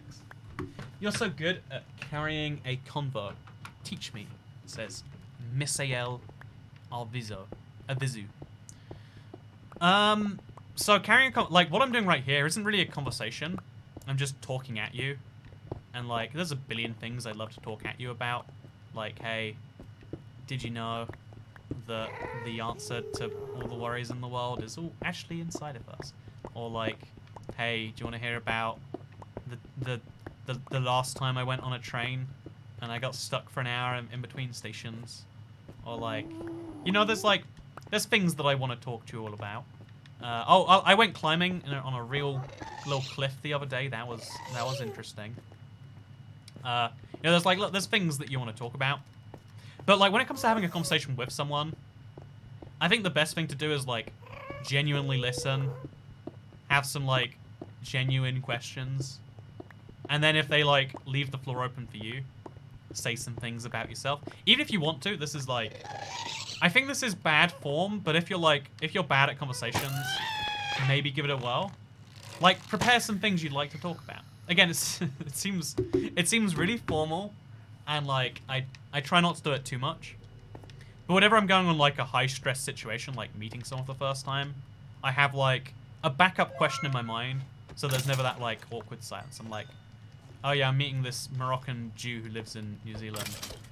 My question's gonna be, so hey, how about this whole Israel thing? That's a bad question to ask anyone, by the way. I'm joking. It should be clear. Tell us more about this clip. What is the meaning of life? Oh wait, so Nick Ehrman, the meaning of life is 42, or more seriously. I've said this. Oh god, how did you even appear there? I've said this before, and maybe you think it's a cop-out answer, but this is my genuine take on the meaning of life. Is that the cool thing about humans is we get to make our own meaning of life. We legitimately get to look at the world and be like, it works this way. No other animal, not like we are alone in the animal kingdom, and that we don't just have to survive, and carry on our bloodline or whatever. We get to decide what matters and how. And the downside of that is like, when you don't feel like you have any meaning, that's disastrous. No one wants to feel like they have no meaning. It sucks, right? It's painful. But the upside is that you get to choose what to do. This freedom of pathway. You might think it'd be great if like every decision was made for you. And for some people that would be great. I think there are people who might be happier under a system like that. But under a system where you make your own meaning, you can choose for your meaning to be to follow someone else's directions. Find someone whose directions you would like to follow. Or if you think the meaning of life, if you want the meaning of life to be making the world a better place for people, make it that. If you want the meaning of life to be having the most enjoyment, playing the most games, being the best at a thing you can be. Do you want to be the best at, indoor climbing? Fun fact, the fastest female climber in the world, there's this woman from Iran called the Spider, like, her nickname's the Spider. She's not literally called the Spider. It'd be cool, actually. If I have a child, I'm naming it the Spider. But she's called the Spider. Look her up sometime if you want to see something insane. There's these 15-meter climbing walls, and she can go from the bottom to the top in like 7 seconds. It's insane. She goes faster up this wall than most people could like jog, and she's going vertically, right? It's insane stuff. The people who like dedicate themselves to a craft, we see it in the Olympics as a obvious example. But like that's a valid option you can totally follow if you really want to. I think the meaning of life is to overcome the great filter, says Golden Flames. That is genuinely one of my, like, I would say that is something I think about a lot and would probably put as somewhere on the meaning of life. Like, what is the meaning of life? To get humans to a point where we can be one of the few species that goes to other planets. To finally have interplanetary contact. That's a big goal to me. Stream you playing all CubeCraft game, but no dying. I don't think I can promise that I won't die, Mr. Tarantulas more. Also, Dix4Prez, Dix, what a weird name. Thank you for the 199, I missed it. What is the Great Filter? Oh, the Great Filter is the idea that it was like I was saying yesterday. There's billions, trillions planets. Off those planets, some number of millions or billions would support life. And therefore, why haven't we seen any life? Either it's on its way to us and we just haven't seen it yet, unlikely. Or, we're the first life in the universe. Or there's some great filter where life can never get off its own planet or beyond its own galaxy or solar system. The world got dark again. I like the dark world. I guess I'll keep it for now. So yeah, let's grab a beacon and 9 blocks of iron too. Oh, we want to make some buckets, right? So let's grab. We need more than this, right? We're gonna need a lot of lava buckets. Yeah, that seems about right. And then let's also... Should we throw lava into one of these? Actually, should make some... While we're here, actually, just for fun, let's make some netherite ingots. I think I deserve this. Ooh, it's weird in here.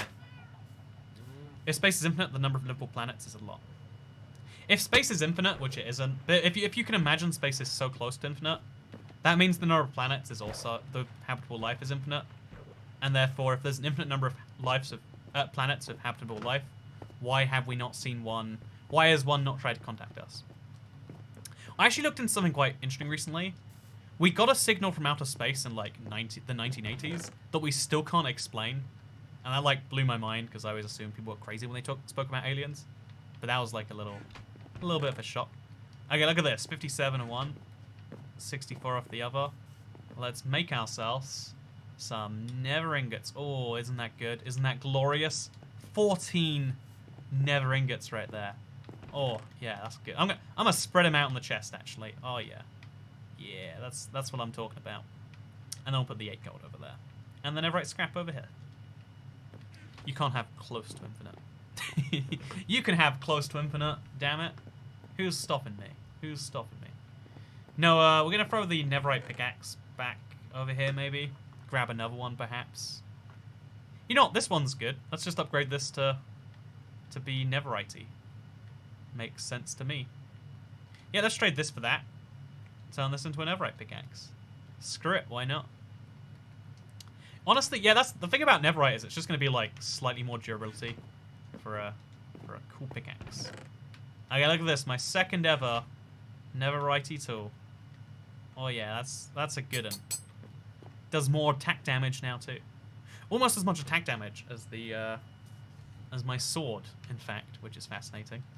Anyways, we need to grab a beacon. I don't think I have a spare one, so I'm just going to grab the one next to my house. It's going to be annoying, but I guess we can do it. Actually, I think the beacon next to my house isn't even doing anything right now. If I'm not mistaken, I don't get a speed... Yeah, I don't have speed on it. It just exists. I forgot to, like, ever recharge it, so I guess. Well, if that's not reason to bring it with me, I don't know what is. Famous line, heard it on Facebook. I mean, I trust everything I hear on Facebook. Why don't you, proud citizen? Oh. Yeah. Beacon. So we've got ourselves a beacon. We've got ourselves a little bit more food. Just take another 13 of that. What else do we need? I think we just wanted iron and a beacon, right? Yeah, I want to get more iron. Is there any, like, more lying around here, perhaps? You know, 58. We'll put 1 back. We'll put 4 back, just in case I need more. You know, we'll put that many back. We'll take, like, 17 buckets. We'll definitely require more, but, like, we'll work as we go. Oh, and sugar boxes. Sugar boxes. There we go. So we'll take, like, another... We're going to need at least another 7. Realistically, a lot more. So let's make a bunch of these. Shulker. Oh, box. And then we can make another whole chest if we want to. What proves that space isn't infinite? We haven't discovered all of space. Honestly, there's nothing that proves it's not infinite. It's just unlikely, right? Because if space...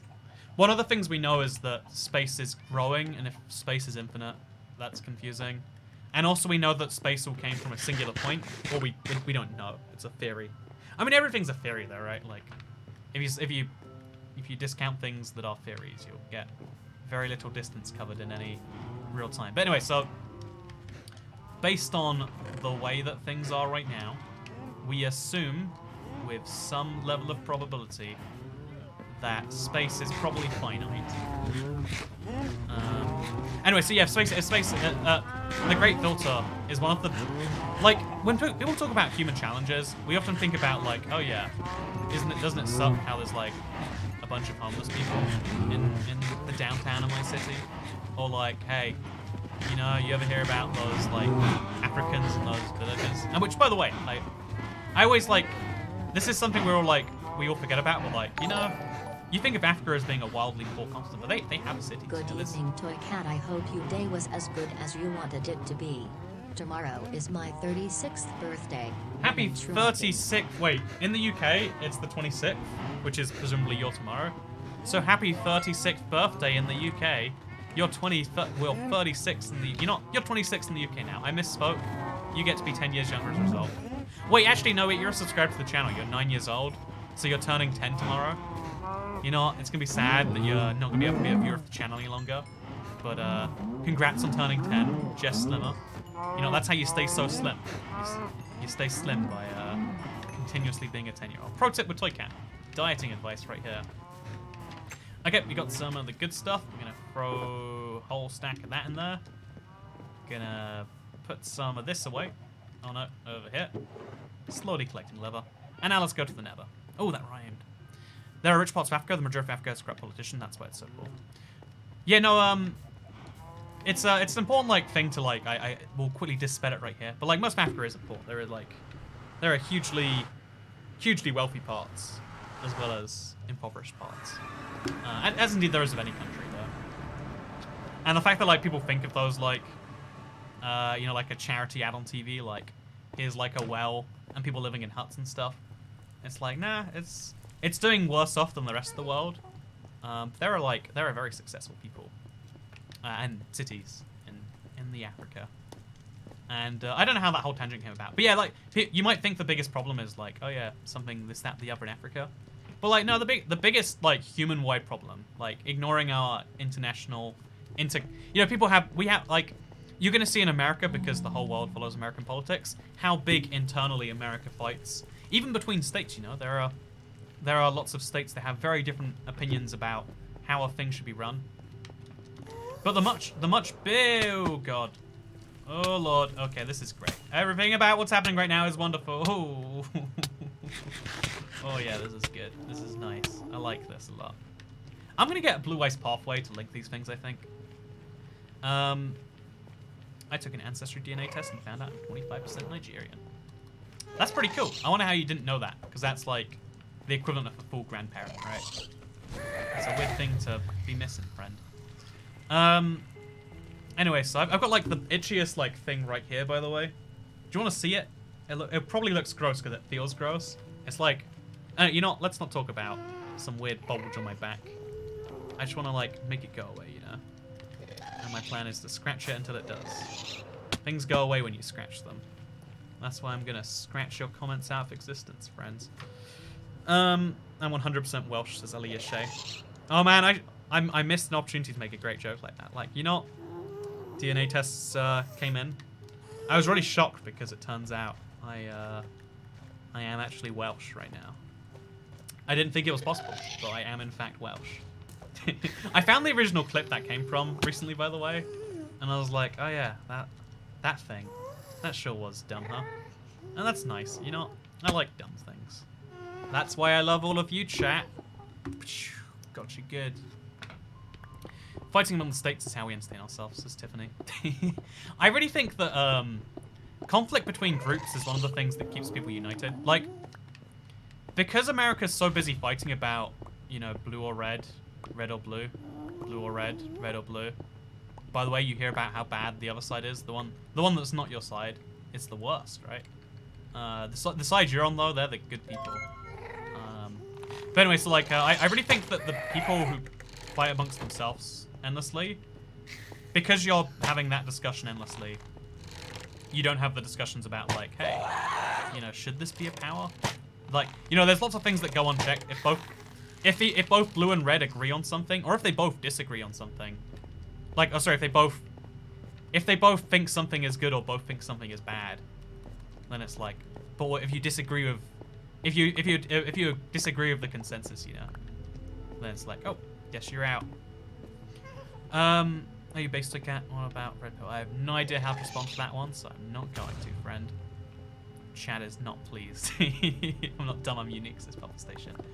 Okay, I was talking about everyone else in chat, not you. You watching this right now, thinking like, oh, Toy Cat called me dumb. No, you're not dumb. You're delightfully intelligent. You are differently smart.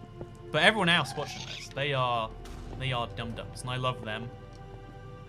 Where did the I'm Welsh and Toy Cat is Yes come from? There's a good chance there is old as existence since Toy Cat is Yes, says Merchant Nest. Also, there are so many Ghast spawning around here. It's genuinely frustrating at this point. So Toy Cat is Yes is an old reference, like 8 years ago. You have to watch the very first Minecraft 360 Let's Play if you want to get it. It's such a dumb reference. but it's a thing. And if you want to get, oh man, one sec. This is like genuinely annoying me now. Ugh. That would be a compliment for how unintelligent I really am. Hey, nice. Differently smart. You can call me names, I like it. Oh, you like it when I call you that, huh? You dumb sluts. Yeah, you're liking that, chat? You like it? I don't know what this stream has become.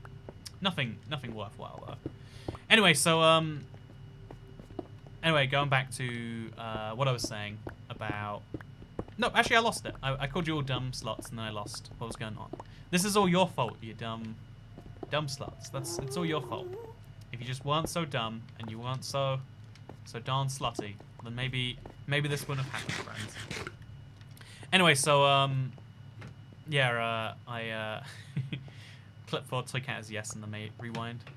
Oh, that's nice. Oh, yeah, so the I'm Welsh joke came because I was recording a video, like, during a live stream. It was a bad idea, admittedly, but, like, I needed to record it for a bit of a thing. And then while I was, like, midway through, someone, like, super chatted just to say, I'm Welsh. Like, they messed up the video, I had to, like, restart again. And their message was just, I'm Welsh, and I was like, what does that mean? Why did they decide to say that? And then we concluded that I'm Welsh is universal code for, I don't know what to say, but I'd like to say something anyway. Like, if you want to super chat, but you're not sure what to add to it, I'm Welsh. If you want to say something in chat, but you're worried, you know, you're worried that you're not going to say something worthwhile, I'm Welsh, you know. And even though I started as like a joke, it actually does have some value. Like, if you say I'm Welsh, I know that you've been around here since whenever it was explained. Like, if you know the in-jokes on the channel, you're someone who cares about the streams, watching them, etc. And therefore, if you say I'm Welsh, it is like, oh yeah, you don't have anything to say, but I know that you're a, you know, you're a fan or whatever. I know that you, even if you're not a fan, because like that has connotations, you at least watch the things and you listen to the words that I say. Honestly, the ultimate like, the ultimate thing is just being understood, right? Like someone caring about the words you say enough to hear them and to understand them. Like, again, this is another one of those things that you can like get wrong in the world because so many people are just bad at this. But like sometimes you just assume that, oh yeah, when you tell people stories, it's not so they remember them. It's just so you know, they get the words out of your mouth. But there are generally people, and I love that there are people on the internet that are like this, because there are things that I just want to share and talk about and say. You know, someone earlier said like, hey, do you want to talk about that cliff then? And that was nice. Someone genuinely cared and wanted to listen. Like that's one of the greatest feelings in the world, is like someone who actually listens to the things that you say. Because it's a surprisingly rare trait, I would say. Which, you know, whole discussion on that and how that is you can have. The essence of chat is defining the friend/enemy distinction, or maybe that's politics. Hey! Also, there are 10 by 10 by 70 possible arrangements mapped in the universe. If universe's volume exceeds that, then exact clones must exist. That would be true, Jake, but you missed the one key operander in there. Because I used to think that was true too. I don't know, like, I heard it in a really smart, like, science video of some form. But the one flaw with that is it assumes that every single, you know, every single meter cubed possibility is just as likely as each other. However, the most likely possibility is space, you know, which I think is nothingness, right? I'm pretty sure space is nothingness. The most likely 1 meter cube volume is 0. So the odds of a clone of you existing somewhere else, it's possible, but it's not high. The possibility of clones existing is non-zero, but it's definitely not 100. Anyway, so yeah, being listened to is nice. Thank you for listening, chat. Thank you for understanding. But more importantly, I think... oh, we are mining blocks we can't pick up. That's no good. Let's go kill some skeletons again. Skeleton warriors. Do you know why skeletons are dying in 1 hit for this, but zombie pigmen don't? There's gotta be a fun reason for that, right? There's gotta be a fun reason. Anyway, do you have a clever name for your subscribers, like Imperial Battalion 10 Troopers or Yeses? The Toy Kittens is the adorable name people picked up for themselves many years ago. We don't use it very often, but I think it's absolutely adorable when we do. I am Welsh, says Carl Lacey. Oh, I brought a beacon, and I just didn't do anything with it. That's great. I love that. Also, something else I brought with me is some buckets that we have not made either. You know, we'll do both these things. So this lava bucket was one I had with me, right? Or did I pick this up somewhere in the Nether? I think I brought this with me. So let's throw that in this chest. We are the wives, I thought, says Kelly Buzzard. Oh no, Kelly Buzzard. The channel members are the wives. You are the privileged few who get to be internet married to me. But toy kittens is the more adorable term we use for everything else. Okay, so let's place down some shulker boxes. Should be nice and easy. Instead of the axe, I guess, whatever. Just shulker box. Plop it down. Plop it down. Actually, let's get a little closer to over there. Actually, no, let's just make a long row. Whatever. There we go. Nice stuff. Is there a difference between, like, forwards and backwards for shulkers? I genuinely don't know the answer to that. Okay, that's good. We got more shulker boxes going now. That's nice.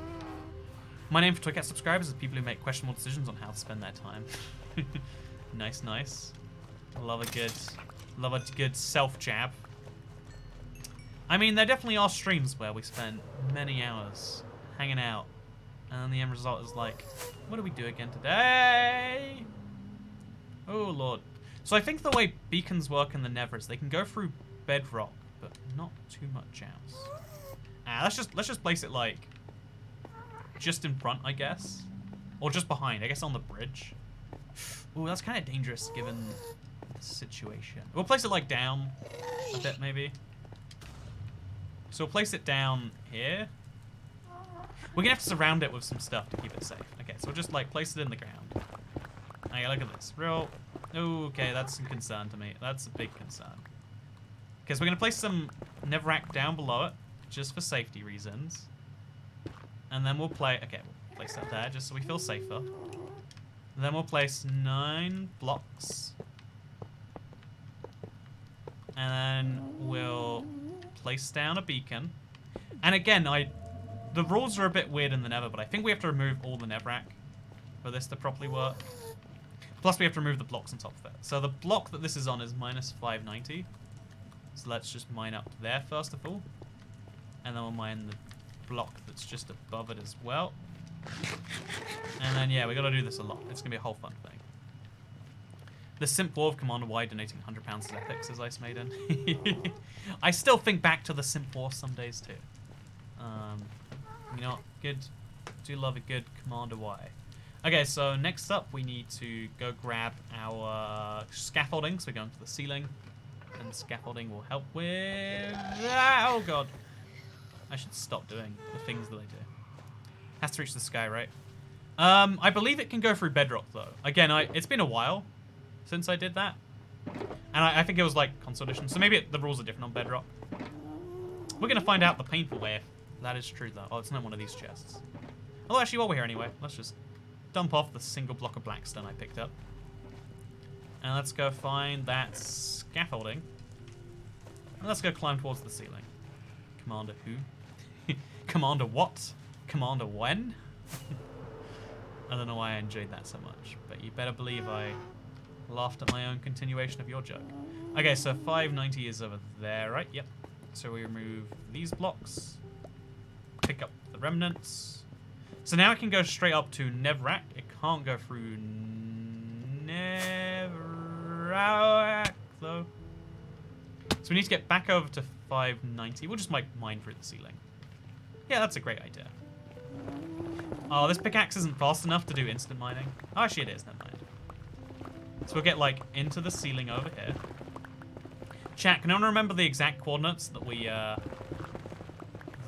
placed our beacon down at? Because it's going to be hard to see from up here. Ah, that's fine, we'll work it out.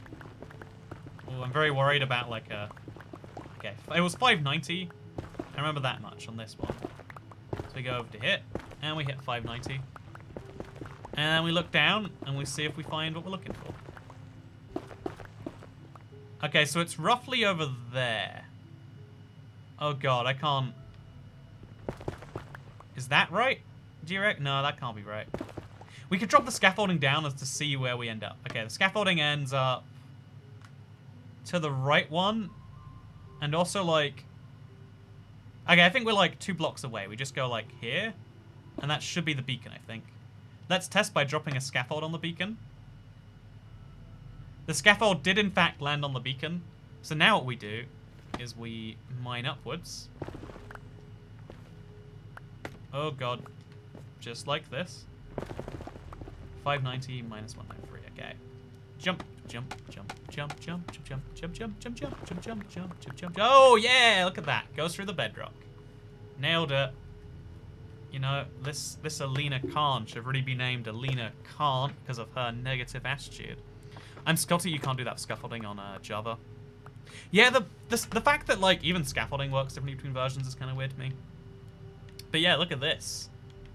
We got ourselves a thing. That's real nice. Definitely didn't almost die there. You didn't see that. And now we just have to put ourselves a little thing in here. And we're good. Look at that. Made a beacon in the Nether. Not common you get to do this. We'll leave the scaffolding there. It looks kind of cool in my opinion. Place one of those in there. Give me some haste. And now we've got ourselves some haste in the Nether. Are you happy, chat? Are you happy? We got haste. Is this the difference that your life needed? Actually, let's see if with haste we can instant mine blackstone. Oh no, we can't. Even with efficiency 5 and a netherite pickaxe and haste, oh, we actually lost haste. We're like just outside the zone over here. I think we'd have to like keep stepping in and out. So if we go over here. Yeah, I think I placed it too far back. We should probably move that. Yeah, that's probably good thinking. Honestly, the difference is so minor though. Well, I don't even know if we're gonna notice it too much. Like, can you notice it, chat? In the snapshots, there was gravity effect, and you could place it like that, and then village police place. At least it was no more. That's real sad.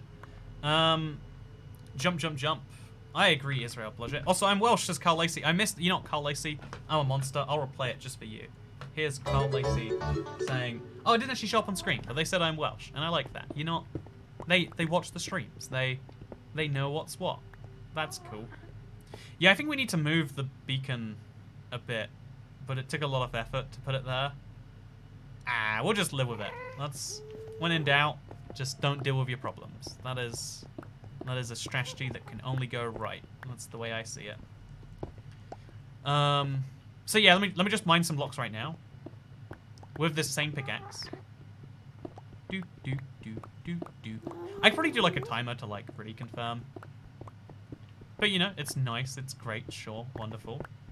But now what we can do is we can go grab this haste effect for 13 seconds. There we go. I think the range literally starts and ends just over the corner of this thing. Is it really that much faster? Like, you can see my pickaxe is swinging faster, but is the breaking speed that much faster, friends? Also, I'm back in my walk. It is far too hot for the moment. Sup, Toy Cat? How's the mining going? It is too hot, Commander Y. Wow, we have that in common. I mean, not with Mr. I live in a place where it's 40 degrees and humid and no one else is allowed to be hot. But everyone else agrees that it is darn hot in the UK. You're not close enough to break beacon. So let's like mine downwards here. Let's make a little way through here. And let's see if it's like Y position that's being a problem for us, maybe. Y position, more like why do I need to position it? It would be if you used haste 2. Honestly, the cool thing about having a beacon is now people think I might have haste 2, so they're gonna stop bothering me. That's the biggest benefit. The biggest benefit of a beacon is people will stop bothering you to have a beacon. Literally, benefit number 1 right there. Lockdown, it's wonderful. So, I made you a meme. Thank you, Elias Shah. So, yeah, I think I want to like finish before we finish. I want to finish my thought before we finish today. But first, you know what I want more than that? Looks like exactly the same speed, but keep doing it. It's funny. Says interpersonal communicator. Yeah, I think I'd like to do the breakdown on actual speed difference because we only have data for Java right now. Oh, you know, I'd love to prove beyond a doubt that haste is nothing. Okay, after this stream, someone tweet me. You right now. You watching right now, if you have Twitter, tweet me and remind me. Hey, wait. Trusty Llama, thank you for becoming a support cat. A support cat. Welcome to the club, my friend. We went down below 500 members. It was sad. It was a real tragedy. Don't know how we're ever going to emotionally recover. But, Would you believe my middle name is Skid? Says Charlotte Marks. Charlotte Skid. No way your middle name is Skid. If you can provide proof that that is true, I will be shocked, but I do not believe that you can. I think that is fundamentally impossible. But I really hope that your middle name is Skids. I really hope so. Remind you what? So after this stream, I want to test the ancient debris thing, and I want to test haste. Like, they're both, like, kind of technical testing. I bet that they're both slightly wrong. It's exactly what I do. Go to a Bastion. There's finally a YouTuber who can read my mind. Exactly. You want to destroy it, Bactia. Get all these blocks. Look how many blocks I'm picking up for free. No charge to me right here. But yeah, I would be willing to bet there's a high chance that haste is broken on Bedrock. Like, on Bedrock, you know, like, there's a decent chance anything's broken. But I think haste is one of those things. Only one way to find out for sure, though. Can we have a cutting your own hair stream, says Claudia? Honestly, even if the hairdress was open right now, I wouldn't be getting my hair cut. Not even for, like, health reasons, just, like... I'd probably give it another, like, I'd give it, like, another couple months. Wait till the heat of summer. I might be moving to Nevada over the summer, so, like, I'd get it cut before then, because I hear the desert's real hot. But, otherwise, like, everyone's talking about, like, quarantine hair, and I'm like, this is just my hair, but thank you.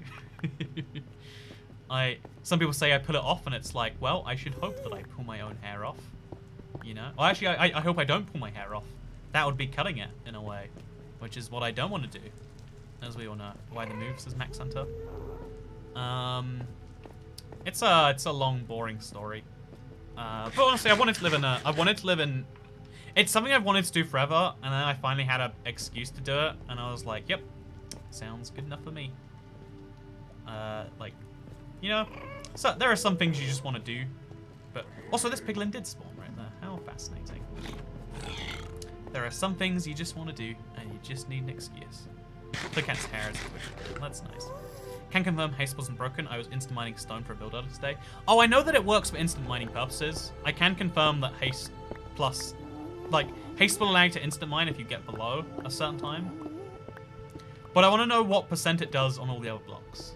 If it does anything. Because it feels negligible, whereas you can feel other differences much more strongly. Which is interesting. You know, I'm just asking questions. Just, getting them out here, you know? So let's dig our own little tunnels through here. Let's just make a whole little nightmare thing. Ooh, got a blackstone. How nice. Let's just keep on mining. Pickaxe kept to mine on all night long. But yeah, I really think that humans have, like, the biggest human issue we have, like, as a whole, genuinely is how we deal with getting beyond our planet. Because there are so many freak events that can wipe out our planet, and there are some freak events that can wipe out our solar system. We need to be diversified beyond this one planet, you know?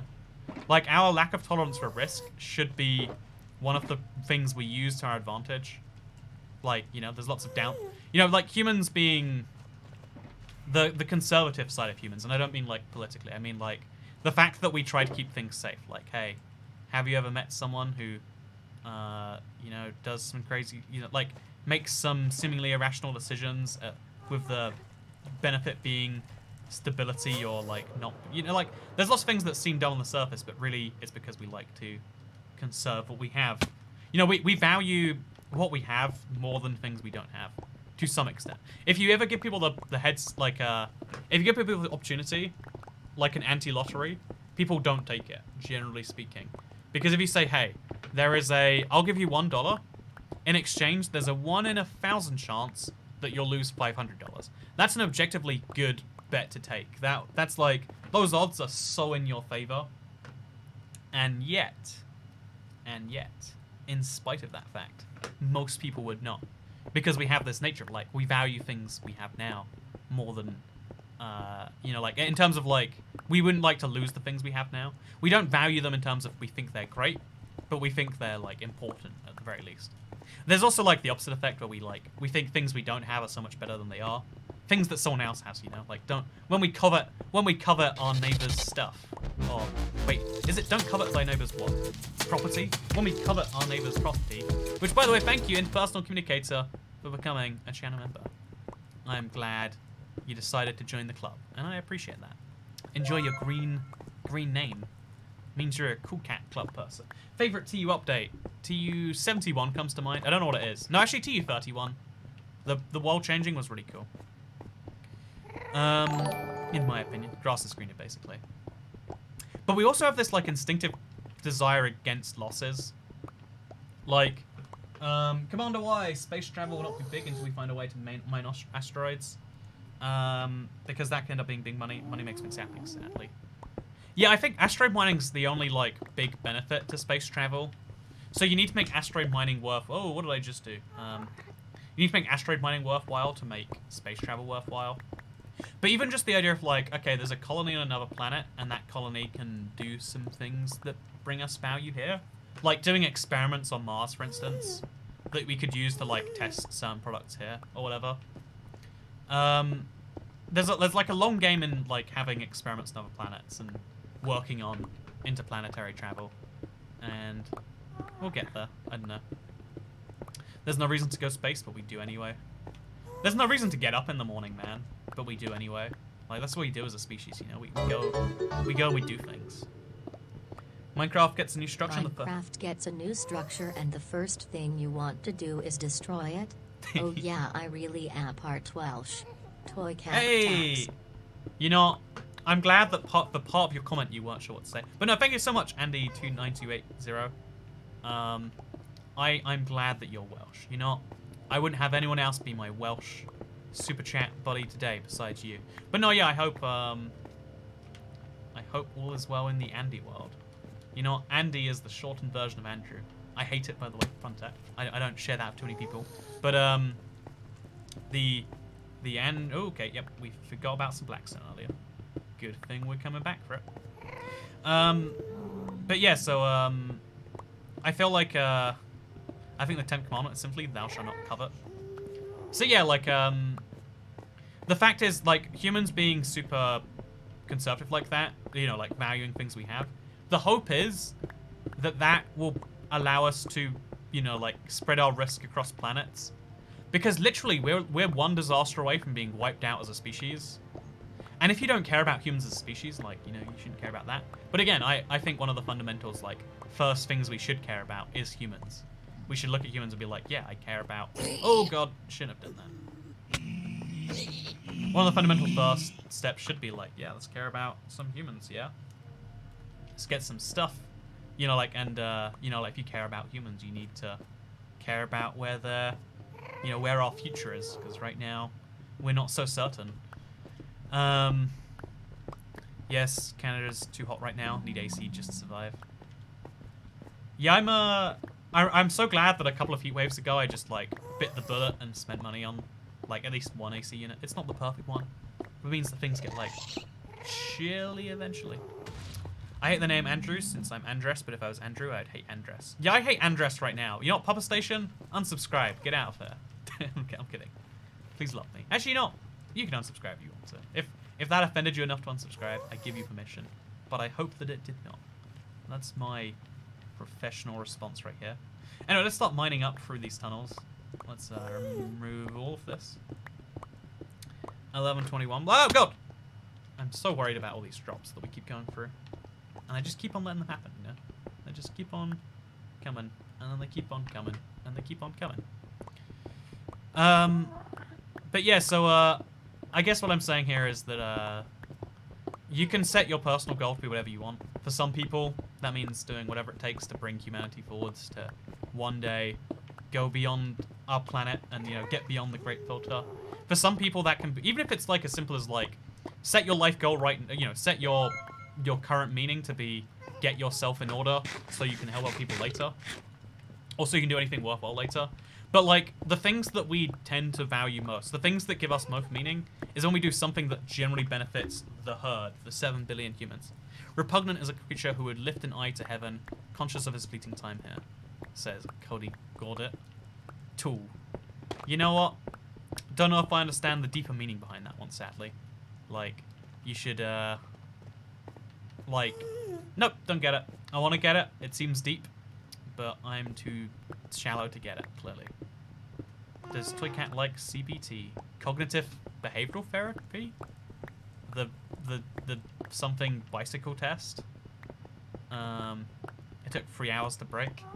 Oh, we hit 3 hours? Okay, that's a sign that we've got to say. This is going to take 3 streams, I would guess. I'd like to do it in one tomorrow. But this is what we achieved today. We got some good progress made. But there's a lot more to come. And we'll need to scoop up a lot of lava. There's a lot of things we've got to do, basically. But that is part of the fun, I guess. Thank you very much for watching today's live stream. Toy Cat is baby. Thank you, Potato. If you enjoyed the live stream, you know what? You don't have to like it. If you're at this point in the video and you haven't liked it, that's cool. You know what? You make your big boy adult decisions. But if you did want to see more of these and you're not subscribed, consider doing so. There will be a part 2 somewhat soon. And yeah, Toy Cat humorously underestimates builds.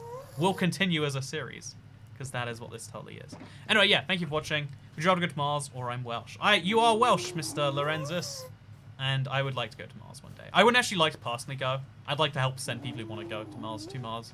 That's my role in this whole ordeal, I reckon. But no, yeah, thank you for watching. I hope you enjoyed, because I'll see you in the next one. Goodbye. Probably.